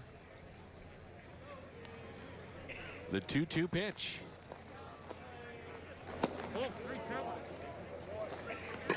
Mark Lamping from Vianney High School, now running the Jacksonville Jaguars. Longtime president of the St. Louis Cardinals.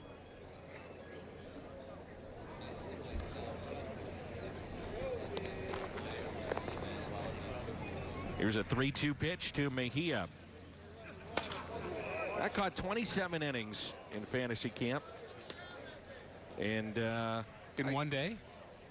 Well, the one day, yes. When you guys had, you know, you were remember you were pitching to the people from around the area before the camp started. Right. It was a goodwill gesture, so I was behind the plate for that. I caught a spry Ricky Horton. Yes, you did. As Mejia's out in front. I'm glad there were no cameras around for that. And I do remember not being able to walk for a good 10 days. Well, I'm sure your hand hurt, too. Oh, you were throwing BBs. And when you weren't throwing BBs, you were just cutting the ball to the point that it was jamming my thumb. It was really incredible. Learned to kind of do that on purpose a little bit. Here's Dexter Fowler, who is 0 for 2. He's flied to center and also grounded out to third.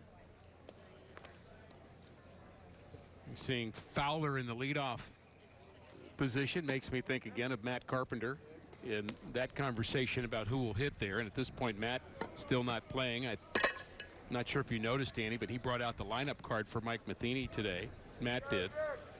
But we're still awaiting our first chance of seeing Matt Carpenter. I think he's just having some good days and some bad days. I was here as the club was on the other side of the state, and I can report it was good to watch him run. I mean, he was running full speed and doing sprints, things of that nature. The 2-0 pitch. And I also saw Alex Reyes just playing catch, and even when he's playing catch, the ball is jumping out of his hand, and so he might hurt your thumb even more than I did. Yes, he would. What you're saying. Playing catch, he would. Oh, right. You were a max effort. Yes. Alex faced hitters for the first time yesterday, and May 1st is the target date to get him back in pitching at some point in the big leagues. There'll probably be 2 or 3 rehab assignments along the way in April, and then you'd see him May 1st, and in what role we just don't know. But bottom line, at some point you will see him this year. My understanding is too he'll face live hitters again over the weekend. Well, the more last season rolled on, the more I got honed in on the thought that the Cardinals had a bit of a downturn last year from where they'd hoped to be, and the biggest reason was the loss of Alex Reyes. In terms of the way the roster was constructed and what they'd hoped to have out of Reyes, who was arguably the best Cardinal pitcher the year before, the last couple months of the season. You wanted to see him every night in the game, out of the bullpen, whatever it might be. He was just so good. And for him to miss a whole season, I think, was just too much to overcome last year. So I'm excited to have him back out again. Edmundo Sosa at the plate. We did ask Mike Maddox the other day, and not talking about Reyes specifically, but those that come back from Tommy John, in his opinion, the best plan of action. And he said if you can really map out when they work and the time off and have a structure to the schedule coming back, ideally that's what you want. And that's why I have not been in favor of the conversation about him being a closer, because you can't do that, what Mike said, if he's your closer, because you may need him 2 days in a row and not for 4 days. Sosa lifts a fly ball into right, and the catch is made. Cardinals strand a couple. We played 5, and it's 3-2 here in Jupiter.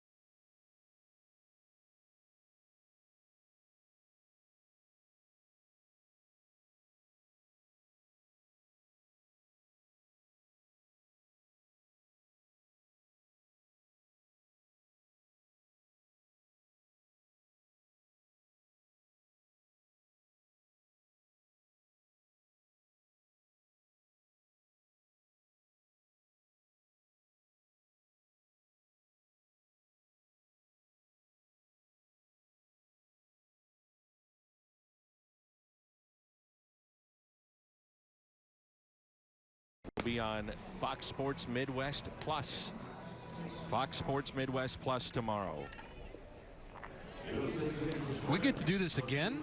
We do. Wow. Josh Lucas gets to pitch again. Saw some of him last year. He was the AAA closer last year for Memphis, and we continue to talk about the kind of season that they had. Unprecedented minor league season. Stubby Clapp did an outstanding job with all the players they sent up to St. Louis. They just kept winning. Pretty amazing how they were able to weather that. Weaver was up. Flaherty was up. Luke Voigt was up.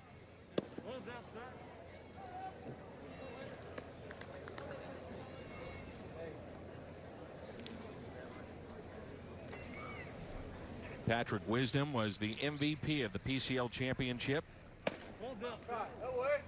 31 home runs last year in the minor leagues.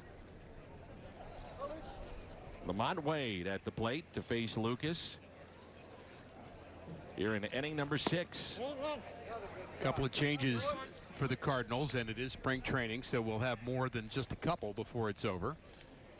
But Edman playing second base, and Adolis Garcia now playing right field. Dexter Fowler's through for the day.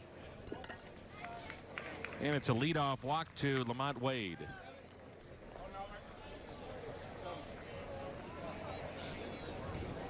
Adolis Garcia, another one of the young outfielders that has impressed early on here in camp. He had a long home run against the Mets on Saturday and a big arm.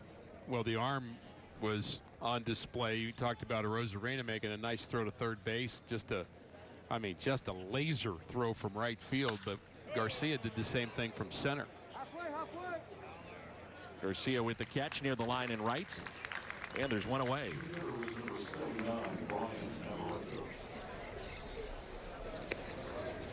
So Bobby Wilson is retired.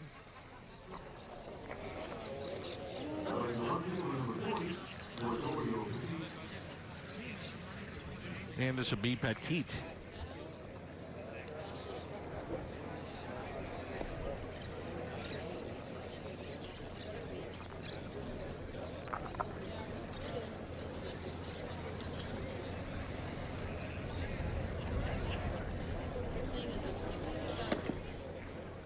And still in the game, Yadier Molina.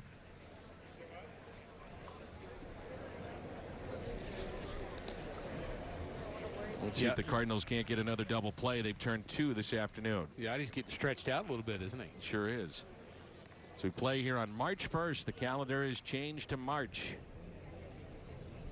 Before you know it, we'll be at Citi Field in New York for the opener.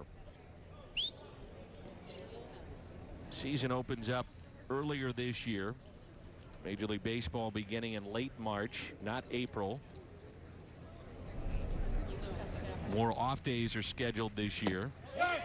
The idea too is to make the travel a little bit easier for the players as well. We're going to have to get used to that, I think, mentally. I think a lot of fans think spring training, you think March, but we're already playing game number 7 in spring training. It's been underway, the game-wise, for over a week, and you're right. You normally think of opening day right around that first week in April, but it's in March this year. Base hit into center.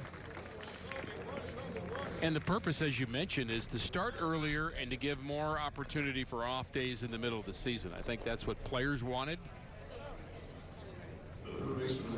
Now, there was talk at one point about reducing the season back to 154 games from 162. And there were some players that were in favor of that.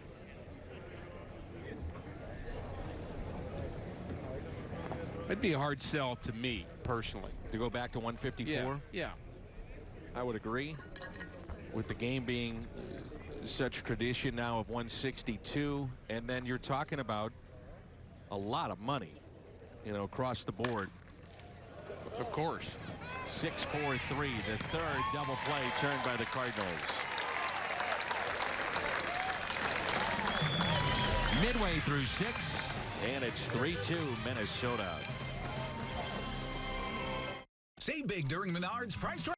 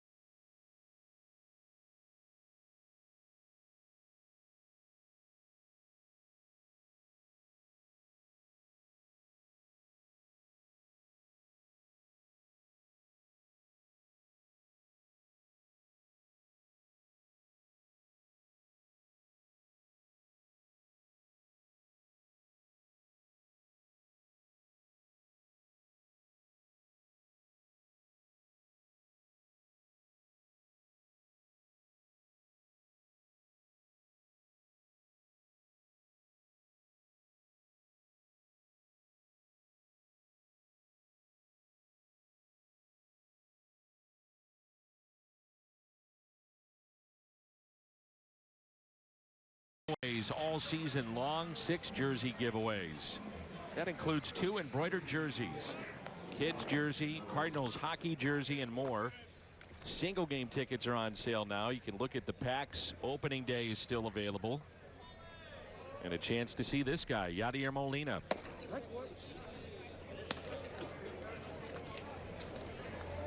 Second inning for Jay, who's on the mound. Molina is 0 for 2. And here's the 0-1 pitch.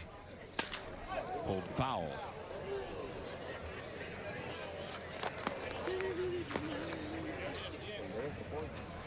That's a Molina, and another one at the plate. That's Nelson Molina at short.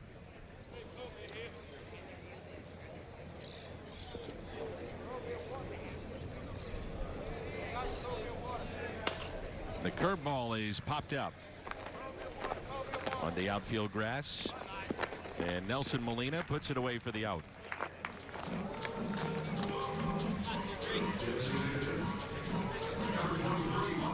Third plate appearance for Marcell Ozuna, and a long home run back in the second inning, and walked in the fourth.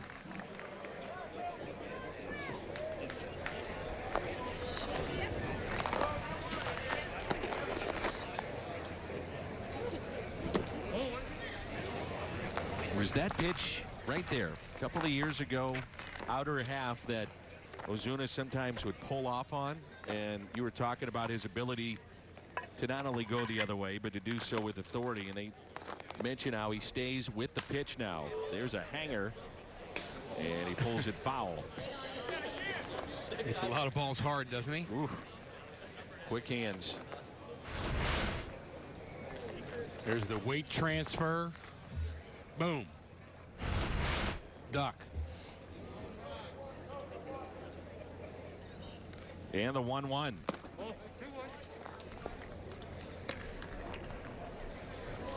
Still available, Jake Arrieta, Lance Lynn. I think that Lynn might be on the radar of the Twins. I would think he would be. It'd be an ideal place for him to play.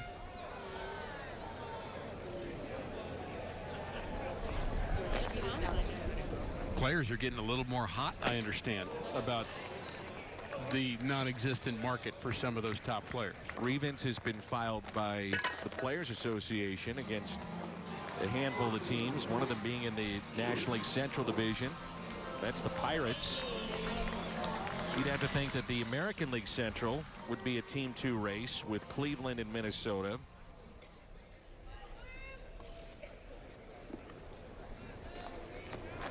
White Sox, Tigers, Royals, essentially all in a rebuild. Inside to Luke Voit. Wholesale changes for the Twins, including their new right fielder, former #1 pick that we talked about earlier for the Cardinals, James Ramsey. And Voit hits it to third, and the Cardinals will go 1-2-3. 3-2 as we head to the 7th.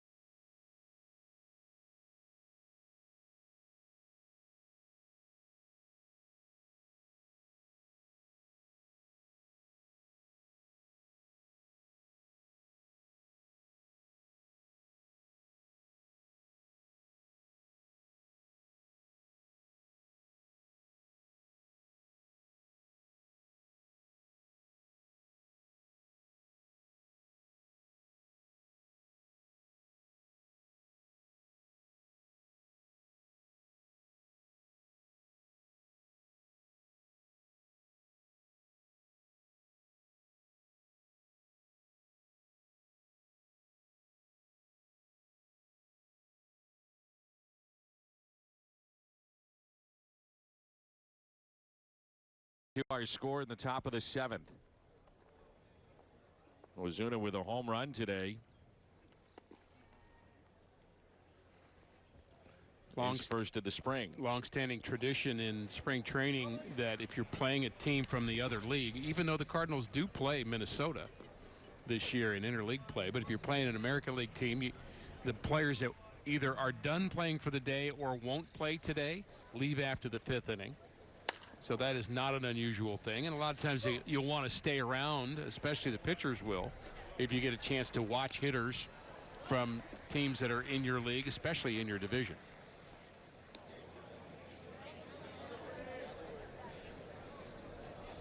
Last season in the minor leagues for Chris Paul.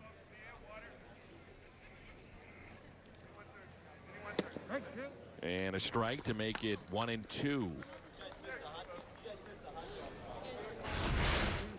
Sharp breaker, 3/4 delivery, good downward action. And again, he gets a swing and a miss. Even better.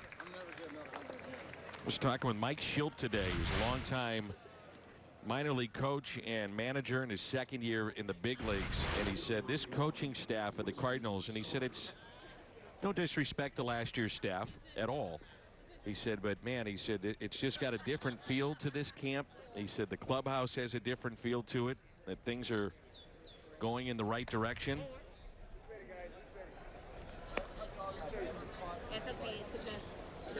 But we'll find out in early March, or rather late March and early April. And they start to count. There's that pitch again by Lucas.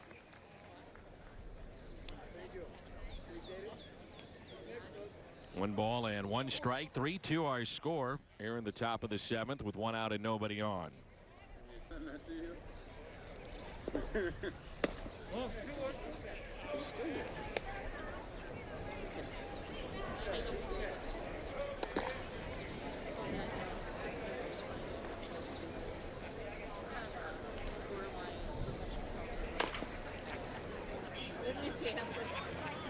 A sun-drenched and hot day here in Jupiter, Florida.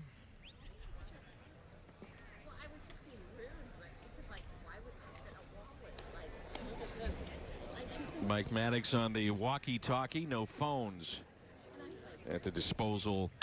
The bullpen and the pitching coach. There's a base hit by Nelson Molina into left.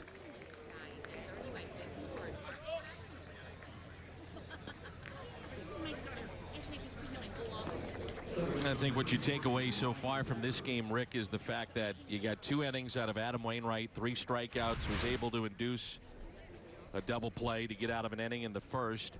There's the base hit by the Minnesota minor leaguer. And then the other fact is that you got a long home run off the bat of Ozuna, which is something that I'm sure we'll see time and again in regular season play. Both very good signs. There's Ryan Walker. And the 0-1. Well, for a team to succeed, your good players have to continue to be good, and you've got to get some young players that you don't expect to be in the mix that all of a sudden come out of nowhere and just shine. Paul DeYoung would have been that guy last year, maybe Jose Martinez. You do need that. But you need somebody to just have career year if you want to win. You got to have somebody just have a blowout year. I think Ozuna really had that kind of year a season ago for Miami, but that's what Mike Matheny's hoping for out of him again. A repeat season, maybe get better. And the 1-2 pitch, swing and a miss, strikeout, chance to go down to second, and barely got in there.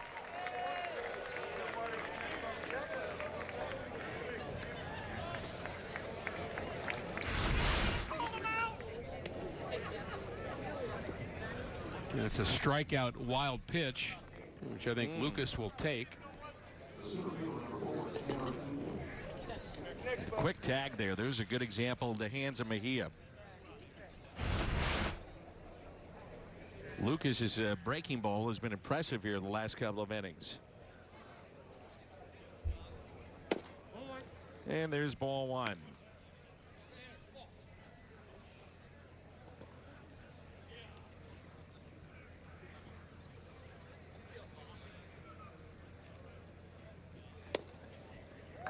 1 ball and 1 strike.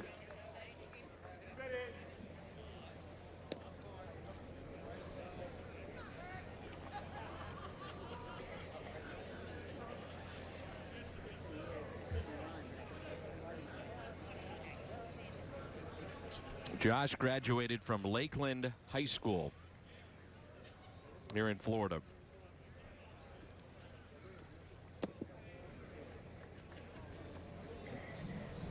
You turn on the local news, Rick, like we do here in Florida, and every day it leads with tragedy in the high school shooting about 90 minutes away from here, and how from a sports perspective, baseball is tried to help that community rebound in a small form or fashion.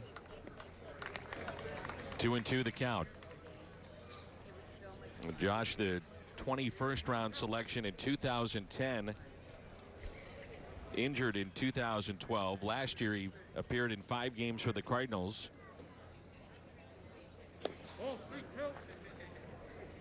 Lucas's slider has been so sharp.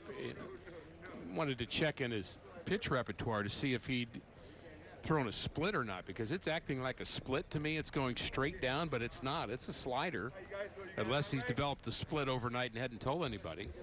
But it's got that kind of downward action to it that is really unhittable at the moment.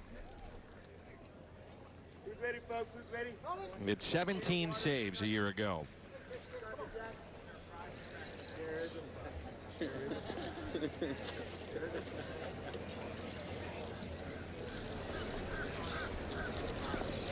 So 3-2 the count with 2 outs and a runner at second base. Pulled foul again. Hey, there's a guy we've not mentioned yet, as I recall, that really looking forward to having a good year, second year as a Cardinal. Brett Cecil. No, he's not really active and going yet, but he was obviously took a while to get his feet wet as a Cardinal last year, but just like to see him get settled in and be a force in the bullpen for St. Louis. Put it this way, he's got to be. Well, yeah, I mean, they need him to be. There's no question about it. Well, he has the capability of doing it. Let's put it that way. If he can put it together, but I think first time you're traded, Dan, it's tough on players. It's, you know, they're men and not machines, and I just think he never quite got comfortable last year as a Cardinal. 3-2 pitch. There's that wipeout slider again. So good work by Lucas. Time to stretch. Beautiful day here in Florida. Glad that you're with us on Fox Sports Midwest.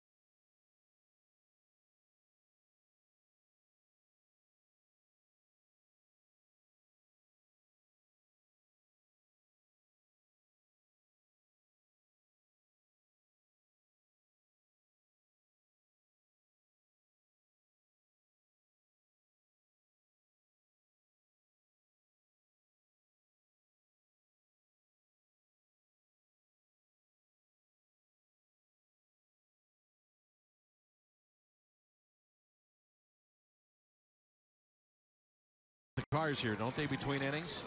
Are they taking wrong turns or not? We know there was some wrong turns going on Sunday. And look, the same car. He was trying to go out the right field gate. And there's the TV truck, and back, forward, wait, go right, nope, turn back left, no, I'll close that door, never mind. He ends up going out left field, and problem solved.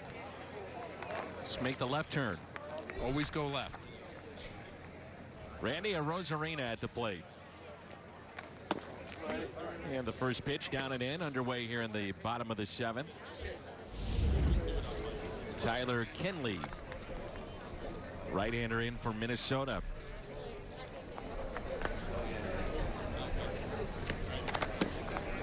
Always wonder what drives a guy like Paul Molitor to get back in uniform, and not only get back in uniform, but then subject himself to the daily grind of being a major league manager with everything that he's accomplished in his playing career. One of the great players in the history of the game. For a Hall of Famer to do that, yeah, it is very different, because you could figure you could just rest on being a Hall of Famer and you could just go and be Paul Molitor every place you go and just kind of enjoy that, enjoy your family, do what you want to do. But I think what drives you is the love of baseball, number one. There's something about being down there on that field that is different. It's electric. It's what your passion is, and that's part of it. Well, Arozarena, the base hit into center. His second hit today. And the being subjected to all the things that come with being a manager. You know, Paul Molitor was our lead negotiator for the Players Union during my era, and I'd spent a lot of time with Paul. There's an inside-out swing, and another knock for Arozarena, but Paul Molitor was not only well respected by the players' side, but the owners respected him. So he's a guy that kind of has thick skin. You know, if you're going to be in a union meeting and being a part of all that, I mean, you've got to be pretty tough dude and pretty confident in who you are, and he was. And I would say very much of a mediator between the owners and the players in the 80s and the 90s, and part of the reason that we were able to negotiate some good deals back then. And of course, he was close with Bud Selig, who was one of the owners on the negotiating committee on the other side at the time. He was owner of the Brewers. And I have a lot of respect for Paul. I really do. It was Tommy Edman.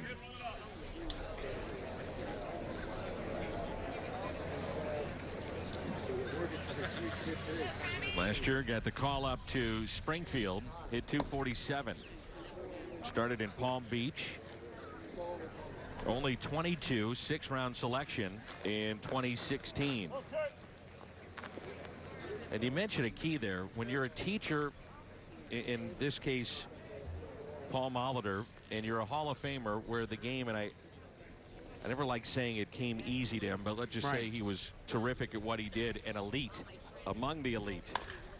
Was a little chopper hit to second, out there onto first. No throw. Well, they're not always the best teachers. And that's my point. I was talking with Larry Walker. He was here at camp, and his youngest is now 16. I said, well, when she graduates high school, have you thought about, because you got more time on your hands, to, you know, get back in uniform and coach? And he said, I don't know if I could do that, because I can't explain how I did it. It's very tough for me to do that. Larry Walker is hilarious at the fantasy camp. Everybody loves, keep going back to that, but it's one of our connections with literally dozens of former Cardinals during the offseason. And they stay part of the family by participating in it, including Larry Walker, who loves coming to this camp, and the campers love him.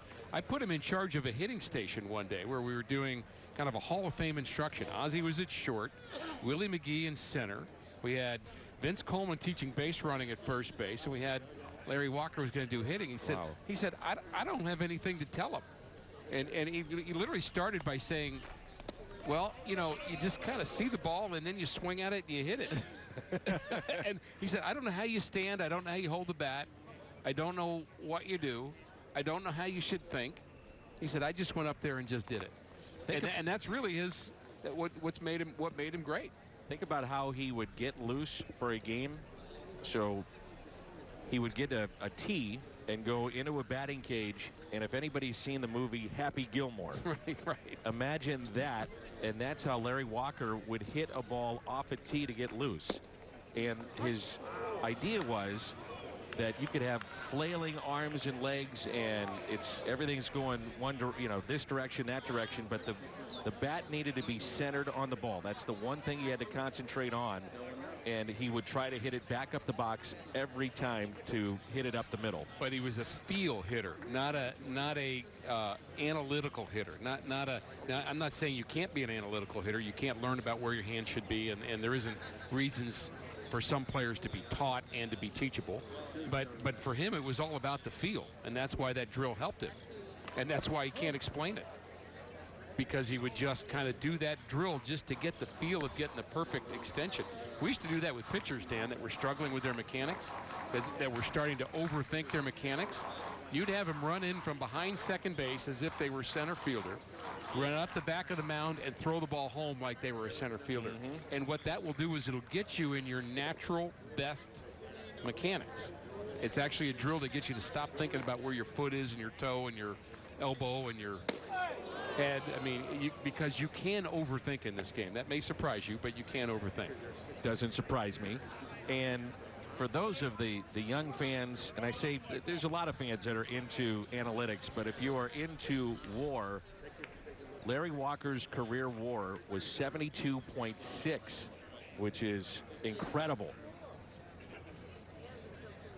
Me personally, I think he should be a Hall of Famer. I'm with you. I don't think you can take away his numbers because he played at Coors Field. I mean, that wasn't, that's you deal with the cards you're dealt, right? He was an MVP, 3-time batting champion, All-Star 5 times, and won 7 Gold Gloves in a career WAR of over 72. And he played 17 years in the big leagues. I'd vote for him. I would too. You can't penalize him for playing in Coors Field. I just don't think you can. I asked a question at that fantasy camp of some former Cardinal people, including Whitey Herzog, of what former Cardinal do you think should be in the Hall of Fame? And we got 5 different answers, which I think was great, that there's so many choices. Ted Simmons comes to mind. Lee Smith comes to mind. Ted Simmons was 1 vote shy on the Veterans Committee. What was Whitey's answer? Whitey's answer was Roger Maris. Actually, Mike Shannon's answer was Roger Maris. May have been who Whitey said too. They were friends, very good friends, which I think is part of the part of that reason. But and they just pointed out that what he did when he broke the home run record at that time was phenomenal. And then he came over to St. Louis, and he was a big piece for those teams in the 60s. Give Mike Shannon a lot of credit for moving positions, too, when they acquired Roger Maris. 67, 68. We're celebrating 50 years of that 68 team. Mejia hits it sharply to third. Out at second, and the turn, it's a double play. Nicely turned by the infield of the Minnesota Twins. And that will end the 7th. A rocket hit by Mejia, but right at third. 5-4-3 on the double play. Twins by a run.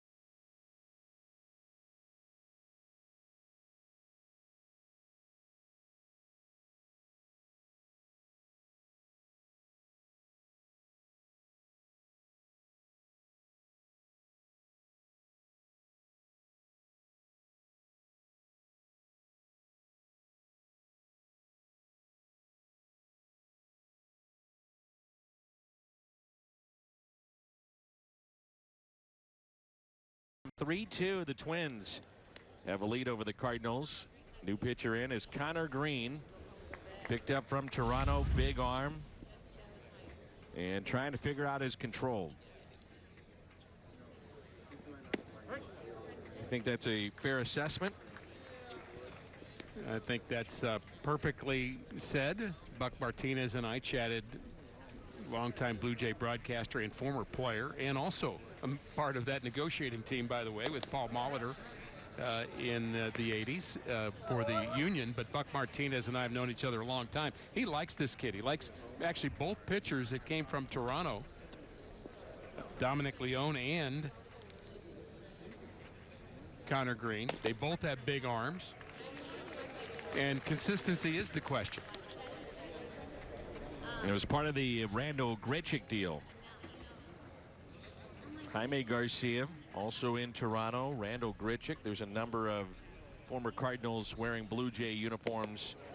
And there's a good curveball to go with that fastball.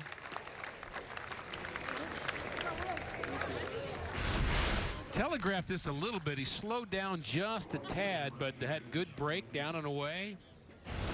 Well placed. And here's James Ramsey, coming out of Florida State, a hitting machine.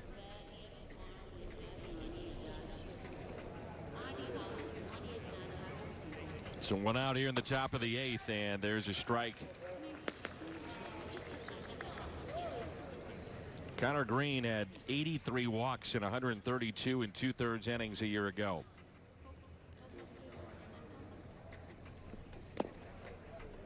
He's 6'3", 190 pounds, and does not turn 23 until the 4th of April.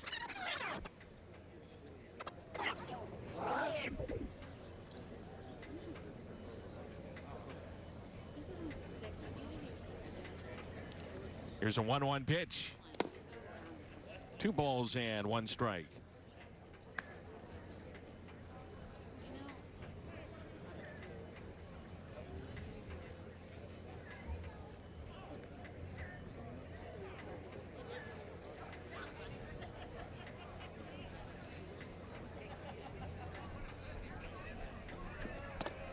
Three and one. We'll have a lot more projections, analyzation as spring training rolls on. Dan, you get towards the end of spring training, start thinking about the makeup of the team, and we're nowhere near anybody really having a good feel for that yet. They may have something in the back of their mind if you're the Cardinal management, but you know, it's no need to kind of rush to any kind of conclusions yet. And I think it's just great that baseball's back.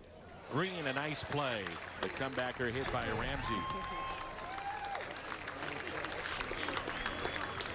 February 23rd, the Cardinals wore Stoneman Douglas High School caps to honor the victims of the recent shooting in Parkland, Florida.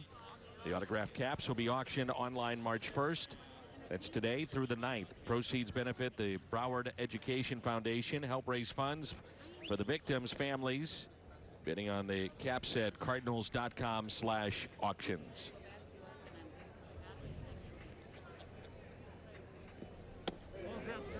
The curveball taken outside.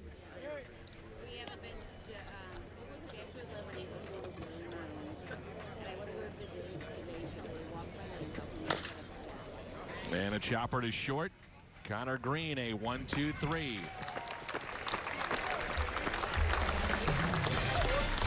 3-2 Minnesota. Your friend orders a Friday sirloin.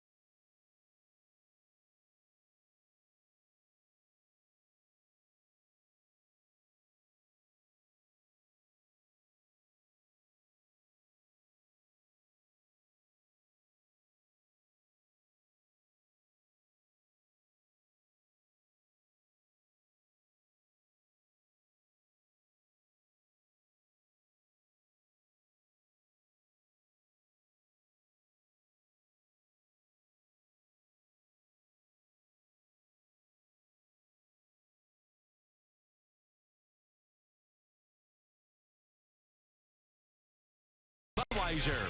Wherever legendary MLB moments happen, Budweiser will be there. And by Ford, the official cars and trucks of the St. Louis Cardinals.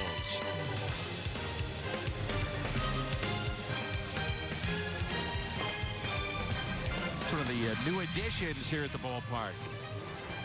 Down the left field line, a chance to get a little shade on a hot day, which is what we have here in Jupiter. Feel obligated to go check that place out and report on it since Jim Hayes isn't here. I miss Jimmy. I know, me too. Bring him up every game, don't I? Yes, you do. And just to see if he's watching, and I know he is, because he'll text us here in a minute. Adolis Garcia pops it up. It is playable and dropped. See that coming a mile away. 100% agree with you. He was fighting it the whole way. Really, the first baseman should have called him off. It's an easier play for a first baseman coming in than a catcher going away from his position. And you can tell the backspin on the ball is forcing him away from where he intended to be, and just didn't stick. All right, here comes a home run or a base hit. You ready? I'm ready.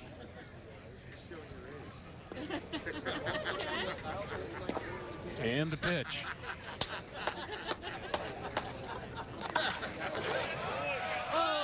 That's dropped, and that should be. I'm telling you, it should be ruled a hit. Oh, it will be.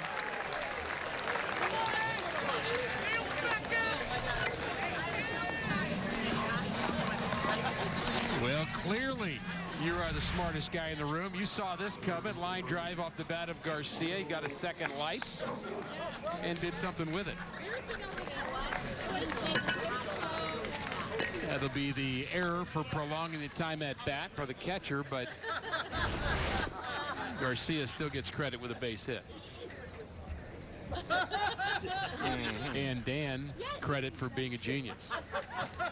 Here's Edmundo Sosa. That ball gets away. Garcia reads it and trots into second base. You really think that was a hit? Yeah, I thought it would be scored a hit, yes. Yeah. Now I'm asking, what did you think? Yeah.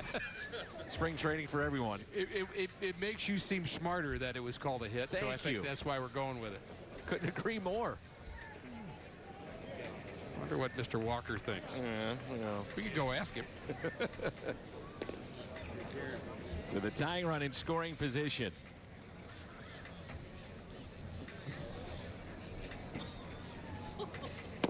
I would say this, though, in regular season play, this is when good teams would undoubtedly make you pay. I mean, you've had a drop pop-up, you've had a drop liner, now the tying run in scoring position.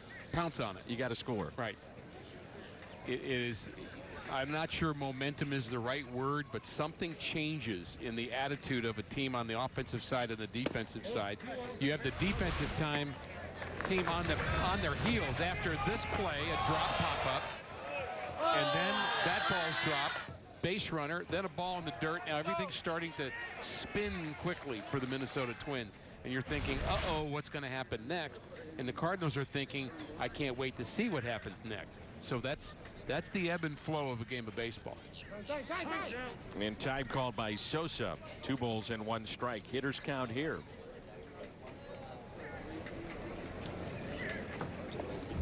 See if Sosa tries to hit the ball on the right side of the infield or not.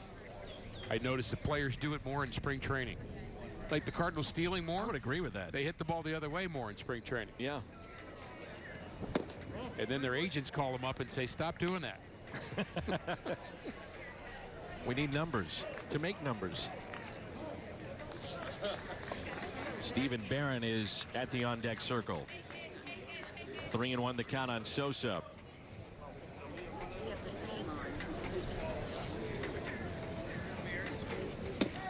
And he walked him. So the first 2 have reached here in the bottom of the 8th. And with all due respect to agents, and there's some very good ones, they need to remember, and players need to remember, that the agent works for the player, not the other way around.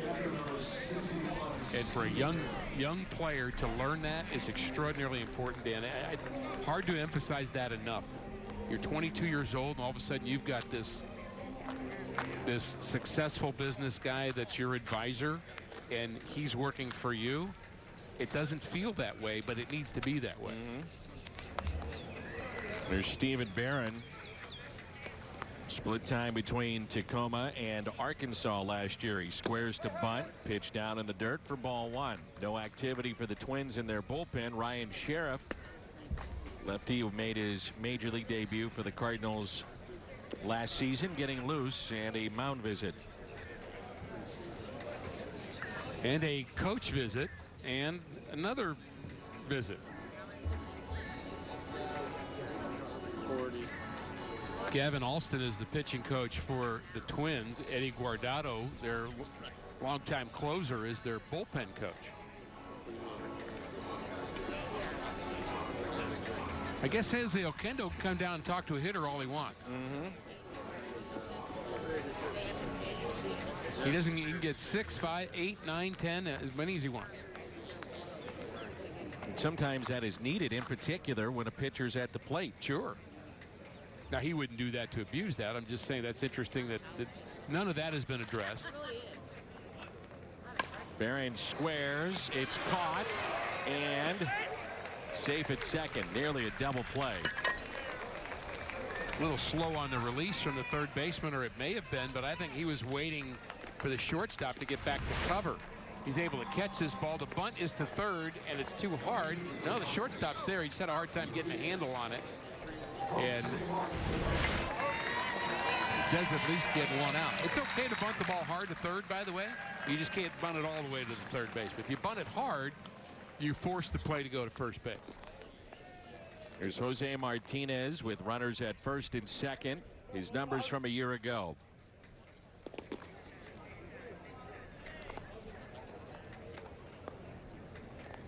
Cardinals again catch a break. Easily could have been a double play with a throw at second. There's ball one. Now there's activity for the Twins in their pen as a right-hander starts to throw.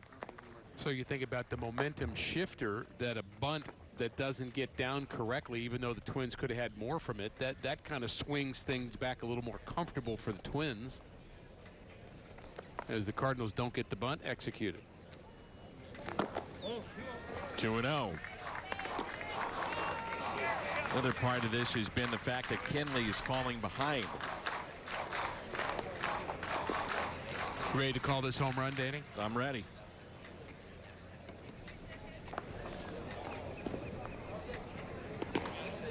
One of 8 first pitch strikes for Tyler Kenley. The 2-0 pitch to Martinez.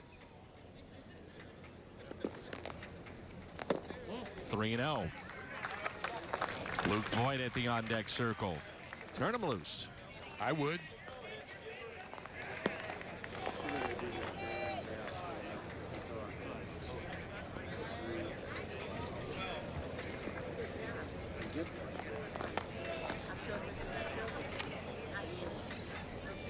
The 3-0 pitch to Martinez. Ripped fair off the glove of the third baseman. This game is tied. Garcia will score. Martinez on his way to second as it was misplayed out in left. Runner does not advance. That's Sosa, but Adolis Garcia comes around to score on the base hit by Jose Martinez. Just inside the bag, and there's the diving attempt.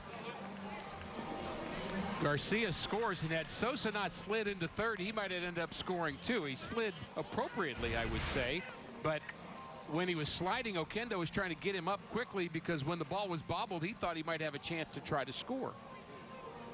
And Sosa ended up running into one of the infielders trying to get back to the bag, and we're going to have a pitching change.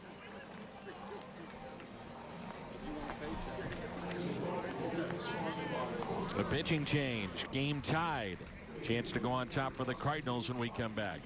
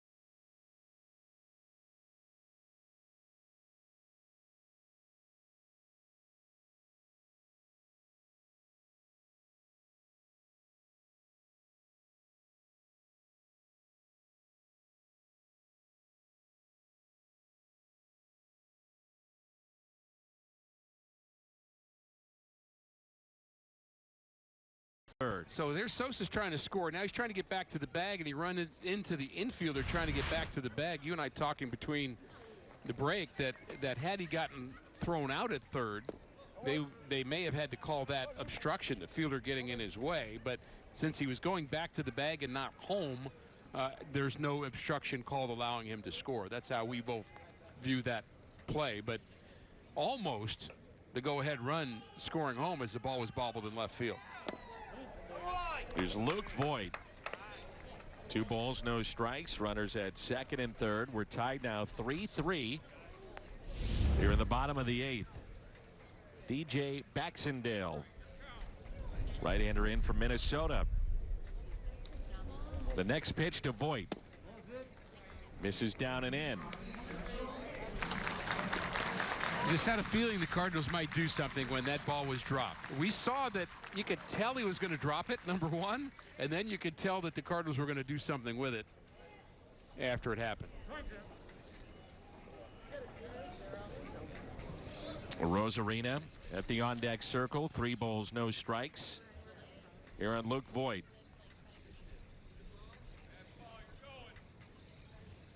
Voigt swinging away. Softly hit. Play at the plate, and they got him.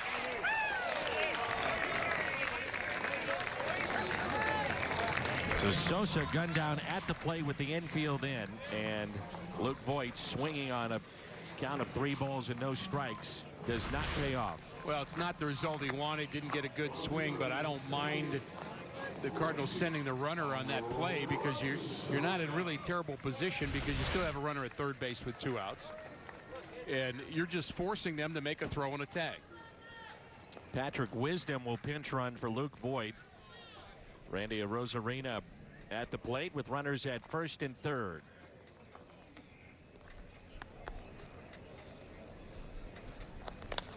Ooh, he had a good cut there. So comfortable at the plate, isn't he? Yes. And today a pair of base hits grounded into a double play. Doesn't get cheated. And a long home run on Saturday in Port St. Lucie. The 0-1. Taken inside. Wisdom getting in the rundown on purpose. Martinez to the plate and out.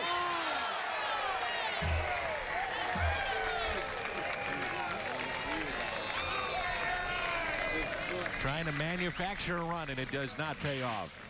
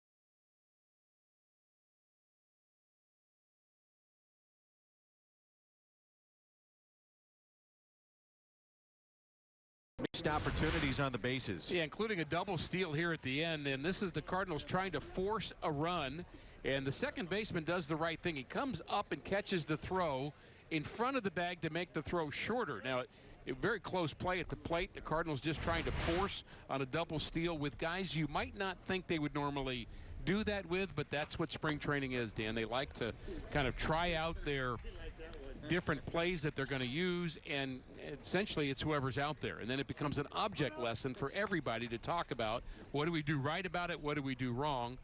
Trying to steal a run there in the 8th inning. Little chopper hit to third. Ryan Sheriff, the new pitcher for the Cardinals. Fan-friendly values. They have really good deals for fans. All you have to do is go to the values portion of the Cardinals website and see those particular games. Cardinals.com/values. We had mentioned it before that the Cardinals might attempt that type of play. Right. Talked about that over the weekend, and usually see that once or twice throughout a spring training campaign. Taylor Featherstone is the batter for Minnesota. So the point, if you're Mike Matheny and the Cardinal coaching staff, you can't wait to get Tommy Pham on third and Dexter Fowler. I mean, the guys you might do that with, you're just going to do it in the situation that presents itself. It's past the diving Patrick Wisdom and a base hit into right field. And the point I was going to make earlier, Dan, I think if you're watching how a manager manages in spring training and early games, you're wasting your time doing that. No doubt. Because it's not about managing the game. I mean, he's of course giving signals, and Molitor knows what's going on, but they're not going to do what they're going to do in April in terms of having their closer ready for the right moment or having their pinch hitter lefty-righty matchup. They're not doing matchups right now. They're just getting guys in games to get them some game experiences and see what they have. Edgar Corsino is the batter for Minnesota. Did you say, Dan, about the last week that changes? Absolutely. 7 days, maybe. 7 to 10 days to 10 days towards the end of spring training. And if guys need work, they stay in. If not, they play it like matchups. Right. I think that's probably right. And that's why I was asked the other day, they said, well, who's your closer? I said, ask me in the final week, because at that point, Mike Matheny will start playing games, and all of these managers, as if it's the first week of the regular season. 7th, 8th, 9th inning. Sure. Who matches, who slots into that inning, who looks good there. Here's a 1-1 pitch by Sheriff. Hit to short. Out at second, the turn, and Wisdom on the bag for the double play.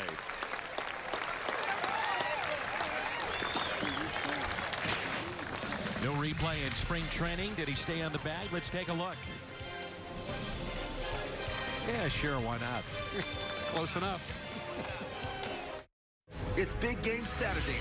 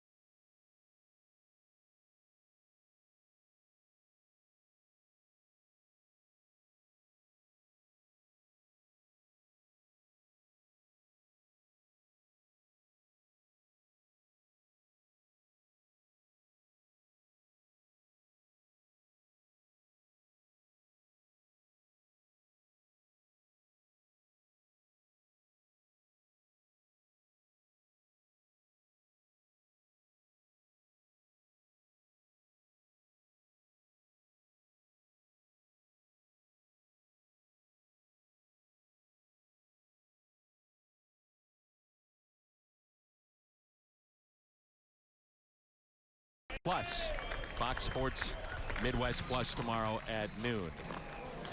Well, if we go to extra innings, or at least if the game would indicate we're supposed to, we're not sure we would get there. Well, the question always is, do both teams want to play an extra inning or not? And it would typically just be one. And the question would be, do we have a pitcher we want to see pitch in the 10th inning? At the moment, there's no action in either bullpen. So it would make me believe that Mike Matheny's kind of happy with what he's seen from his pitchers, does not have somebody else he's itching to get into the game. So it's maybe going to be 9 innings period, no matter what happens here with the Cardinals. And on the flip side, I guess if you're at home, you could say, well, Sheriff didn't throw all that much. If he needed another inning, maybe you could do it. But you don't want to push that here on March 1st. Yeah, if you say you need another inning, you never need another inning early in spring training. The fly ball lifted out to center off the bat of Rosarena. That's out number 1.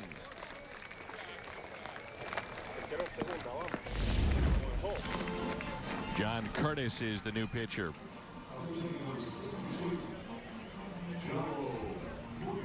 Jairo Munoz, what a day he had yesterday with 2 home runs in 1 inning. To play the outfield, the infield, he had 13 home runs last year in the minor leagues with Oakland. And yesterday a 10-9 win for the Cardinals after trailing 9-1. And he has emerged as one of the stories here early on in camp for the Cardinals. Versatility and showing some power. At least in that inning. Right. Here's a 1-0 pitch. He chops it left side. 2 quick outs for Curtis. Let's take a look at our Budweiser player of the game, Oscar Mercado of the Cardinals.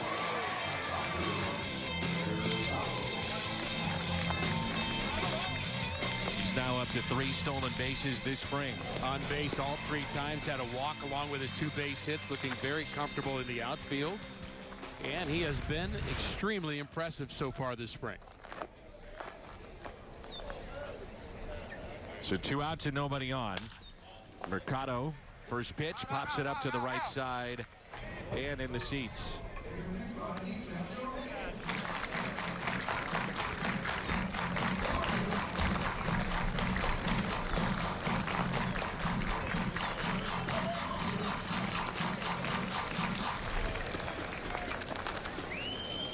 Well, that saying there are no ties in baseball isn't really true, if you include spring training. And the winning run is aboard. Mercado a 3-hit day with a base hit out to left. That's the way to celebrate being the Budweiser player of the game. Get some more. Do you take a pitch or 2 and allow him to at least have the chance to put himself in scoring position?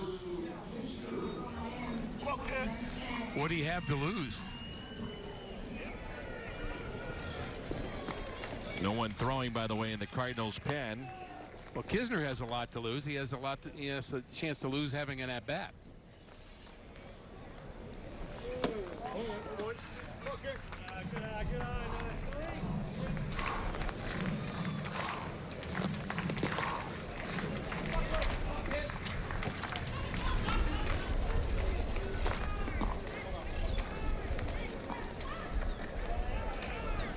Catcher the Cardinals are high on, Andrew Kisner.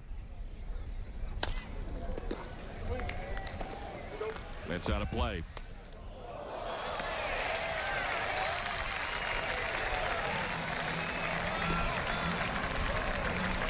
K-N-I-Z-N-E-R, pronounced Kisner.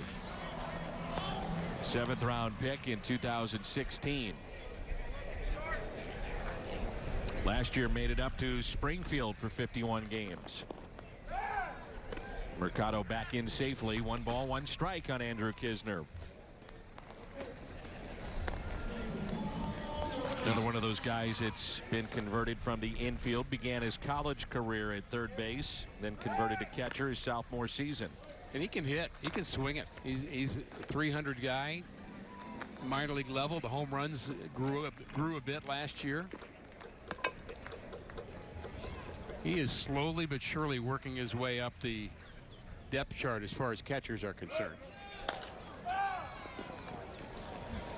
Hits it out of play again.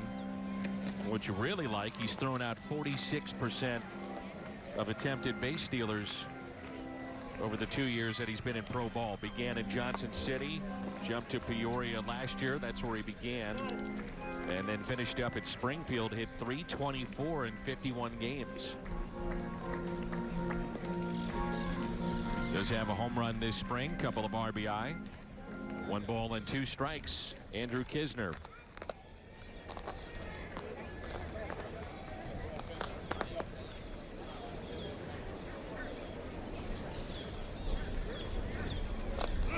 Mercado is running, and Kisner hits a high fly ball into center.